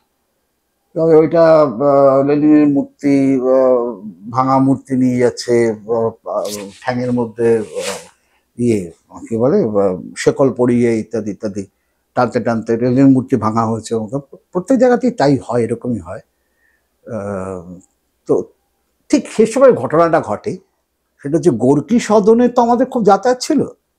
তো গোর্কি সদনের গৌতম ঘোষ, মানে গোর্কি সদনের যিনি মানে আইজেনস্টাইন ফিল্ম ক্লাবটা করতেন, আচ্ছা, তো তার কিছুদিন আগে আমার সঙ্গে তার কথা হয়েছে। আমি একটা বুক রিলিজ করতে গেছিলাম, কিন্তু সেটা ওরা পারমিশন দিল না, হয়তো তখন করোনা পিরিয়ডটা, বলে করোনার জন্য। গোর্কি সদন এখন খুলেছে কেন আমি ঠিক জানি না। তো তখন ওই গৌতম দা আমাকে একদিন ডাকলো। তো ওইটা আমাকে তখন তো বললো যে শোনো, বুঝতেই তো পারছো সোভিয়েত ইউনিয়নের কি হবে আমরা জানি না, তবে আমার কাছে কিছু লেনিনের লাইভ শট আছে। হ্যাঁ, যেখানে লেনিন যৌথ খামারে যাচ্ছে, যেখানে লেনিন বক্তৃতা করছে, এবং নানা প্রচুর আর কি। তখন আমি আমাকে দাও, তুমি কিছু বানাতে পারবে? আমি হ্যাঁ, কেন পারবো না। তারপর আমাকে এরকম 3টে ক্যাসেট দিল। তো 3টে ক্যাসেট আমি ওই ভিসিআর ভাড়া করে, তখন তো ভিসিআর ছিল, ভিসিআর ভাড়া করে ক্যাসেটটা দেখলাম। মানে স্তম্ভিত হয়ে যাওয়ার মতো, লেনিনের অরিজিনাল শট, শান্তিগোপাল নয়। তো শান্তিগোপাল না, ওটা অরিজিনাল লেনিন। তো যাকে যাকে তো আমি দেখে মুগ্ধ। তো কিছু একটা করতেই হবে, তো কি করতে হবে, একটা কম্পাইলেশন ফিল্ম ওগুলো দিয়ে। আর শুধু কম্পাইলেশন ফিল্ম করলে তো হবে না, মানে তার সাথে আমাদের এখানকার বামপন্থী বুদ্ধিজীবীদের বা বামপন্থীদের হবে। এটা এটা 92, হ্যাঁ এটা 90 কে 92, একদম সোভিয়েত ভাঙার সময়। সোভিয়েত জাস্ট ভাঙছে সেই সময়টা, এই ক্যাসেটগুলো আমার হাতে আসে। তো আমি তার থেকে এবার রাতের পর রাত, এটা কিন্তু নিজের পয়সায়, হ্যাঁ, মানে বন্ধু বান্ধব, আমার নিজের পয়সায় না, বুঝেছি, আমার তখনও পয়সা ছিল না, এখনো পয়সা নেই, তো কোনো কথা থাকবেও না। তো তো আমার বন্ধুদের বোঝালাম আমরা সবাই একই সঙ্গে রাজনীতি করেছি, তো তারা টাকা পয়সা দিল, স্টুডিও ভাড়া করে আমরা ওই প্রথমে পুরো রাসটাকে দেখলাম। তারপরে দেখে নির্বাচিত অংশগুলো আমরা নিলাম, নিয়ে এবার কি করা যায়, এবার তো মানে ইন্টারভিউ নিতে হবে। সেখানে খুব অপ্রীতিকর ঘটনা ঘটে। এখন তিনি মারা গেছেন, আমার মৃত ব্যক্তি সম্পর্কে খারাপ কিছু বলাটা উচিত হবে না, বলছি না, তোমরা বুঝে নাও। সেটা হচ্ছে আমরা ওই লেনিনের জন্মদিন, মনে হচ্ছে সম্ভবত 21 বা 22শে এপ্রিল আমরা ক্যামেরা ফ্যামেরা জোগাড় করে আমরা লেনিন মূর্তির তলায় গেলাম। ওটা একটা অনুষ্ঠান হয় যে সবাই লেনিনকে স্মরণ করে। এখন নিশ্চয়ই হয় না, তখন হতো। ওটা যতটা লেনিনকে স্মরণ করে না, ওটা একটা রিচুয়াল হয়ে গেছিল যে আমাদের 22শে এপ্রিল আমাদের, বা 21শে এপ্রিল, হোয়াট এভার, 22শে এপ্রিল বা 21শে এপ্রিল আমরা যাবো, মানে সবাই। তো আমরা দেখলাম যে ওখানে সবাই আসছে, ইভেন জ্যোতি বসুও আসছে। তো আমরা দলবল নিয়ে ওখানে গেলাম। আর বিমান বসুর সঙ্গে আমাদের খুব ভালো সম্পর্ক ছিল। তো এবার আমরা ওই ওদেরকে ইন্টারভিউ করলাম, মানে সমস্ত মানে মার্কসিস্ট দলগুলো সব আসে সেদিন, সব অসীম চ্যাটার্জি এসেছিলেন, চল করলাম। তখন একজন নেতা, নেতা মানে তিনি তখন যথেষ্ট বড় নেতা এবং মন্ত্রী, তাকে যখন আমরা, মানে জ্যোতিবাবু যা বলার আমাদের তো বলে দিয়েছে, তাকে যখন আমরা অ্যাপ্রোচ করলাম যে এবার কিছু বলুন, তিনি আমাদের উত্তর দিলেন যে এখানে রাস্তায় দাঁড়িয়ে এসব কথা বলা যাবে না, আবার আলিমুদ্দিনে নিয়ে আসুন। তা বলার ঢংটা এমন ছিল যে মানে রক্ত গরম হয়, এমনিতে চড়া রোদ এপ্রিলের, হ্যাঁ, রক্ত মানে এমনিতেই তো মাথাটা খারাপ হয়ে আছে। বিমান বসু বলল যে তুমি বলে দাও না, এটা তো আমাদেরই লোকজন বলতে অসুবিধা কি হয়েছে? তিনি সিগারেট খেতে খেতে বললেন যে না, এখানে এসব কথা হয় না। আপনারা, বললাম তো, আপনারা আসুন, আলিমুদ্দিন আসুন, তারপরে কথা বলবো। আমি কি লেনিনের মূর্তির ব্যাকগ্রাউন্ডে আপনি লেনিন সম্পর্কে একটা কথা বলবেন, তো তো অসুবিধা কি আছে? তখন না, আমার নিশ্চয়ই অসুবিধা আছে, আমি এখানে এখানে কোনো কথা বলবো না। বিমান বসু না অবাক হয়ে সেই নেতার দিকে তাকিয়ে আছে। নেতা না, তখন তিনি মন্ত্রী। বিমান বসু কিন্তু কোনো মন্ত্রী হননি। তো তো বলছে তো, এমনকি পাঞ্জাবি ধরে টেনে বললো যে আমাদের আরে এখানে বসো না, দুটো কথা বলে দাও, আর তো কোনো ব্যাপার না। তখন আমি মানে বিমান বসুকে উপলক্ষ করে বলছি যে যে বিমান দা, আমরা তো রামকৃষ্ণদেব বা বিবেকানন্দকে নিয়ে এখানে ওনার ইন্টারভিউ নিতে আসেনি, আমরা লেনিনকে নিয়ে এসেছি। আজকে লেনিনের জন্মদিন এবং আমরা লেনিনের উপরে একটা ছবি বানাচ্ছি, সেটা তো আপনাকে বললাম। তো সেই নেতা কিন্তু উত্তর মানে দিলেন না। ওদেরও বয়স কম, তখন মেজাজ খারাপ হয়ে যায়। আমি যেখানে স্বয়ং, আমি তখন আজকে বলছি, যেখানে স্বয়ং জ্যোতি বসু দিয়েছে মুখ্যমন্ত্রী, সেখানে কে দিল না দিল, আই ডোন্ট কেয়ার, চল হট, সব চল। তো চলে আসলাম। তারপর আমি বিমান বসুর সঙ্গে অনেক যোগাযোগ করার চেষ্টা করেছি, অন্তত ওই 30,000 টাকা উঠে আসে। তো সেটা বিক্রি করতে পারিনি। এখন সুতরাং আমি বামফ্রন্ট গভর্নমেন্টের নাম নিয়ে বুঝছি, মানে বামপন্থীরা যখন বামপন্থাকে অস্বীকার করে না, হ্যাঁ, তখন তারা ভয়ঙ্কর। আজ যদি বলো যে সিপিএম এর এই বা বামপন্থী দলগুলো শূন্য হইবার কারণ কি, তাহলে আমি বলবো যে শূন্যটা এই কারণেই হয়েছে যে ওরা বামপন্থাকেই বিসর্জন দিয়েছে। সুতরাং বামপন্থীরা আর মানে বামপন্থী বলে আমি কাউকে ডাকতে পারবো না এখন। তো কথাটা বলবো, তারপর দেখি যে বিমান বসু আবার কেমন একটা অদ্ভুত ব্যবহার করতে শুরু করলো। ছবিটা নেয়নি, তোমার পড়ে পড়ে রইলো ছবিটা। ছবিটা পড়ে গেল। আমি গর্গী সদনে একটা শো করলাম, ওরা দেখালো, সম্ভবত ম্যাক্স মুলারেও ওরাও দেখালো আর কি, এটা দেখালো। তো ঘটনাটা হচ্ছে যে লেনিনের মূর্তি ভাঙা, লেনিনের পা ধরে টেনে নিয়ে যাচ্ছে, ইয়ে ধরে চেন দিয়ে, এগুলো আমাদের কাছে একটু বেদনাদায়ক। তো আর ঘটনাটা ঘটেছিল সেই মুহূর্তেই ভদ্রলোক আমাকে ওই ওই ওই রাশগুলো আমাদের হাতে দিলেন, যে একটা স্মৃতি হিসেবে থাকুক। ছবিটা কোথায় আছে আমি কিন্তু জানি না, মানে আমি নিজেও হারিয়ে ফেলেছি। আচ্ছা, হ্যাঁ, তো ওটা কোথাও দেখা, কোনো কিছু গুছিয়েও রাখোনি, মানে আমি কিছু গুছিয়ে রাখি। বিজ্ঞাপনগুলো রয়ে গেছে কোম্পানির তরফে, তাই রয়ে গেছে। কোন বিজ্ঞাপনগুলো রয়ে গেছে? কিছু তো রয়ে যায়নি। নিশ্চয়ই ইউটিউব ঘাটলে বা ইয়ে ঘাটলেই তোমার বিজ্ঞাপনগুলো পাওয়া যায়। ইউটিউবে বিজ্ঞাপন কোথায় পাবে? রেখে লাভটা কি? আমার বইগুলো থাকুক, ব্যাস। বই তো থাকবে, যতদিন আইএসবিএন দিয়ে বই প্রকাশিত হচ্ছে, বইটার একটা একটা একটা সূত্র আছে, অন্তত থাকবে, অন্তত বাকি কিছু থাকবে না।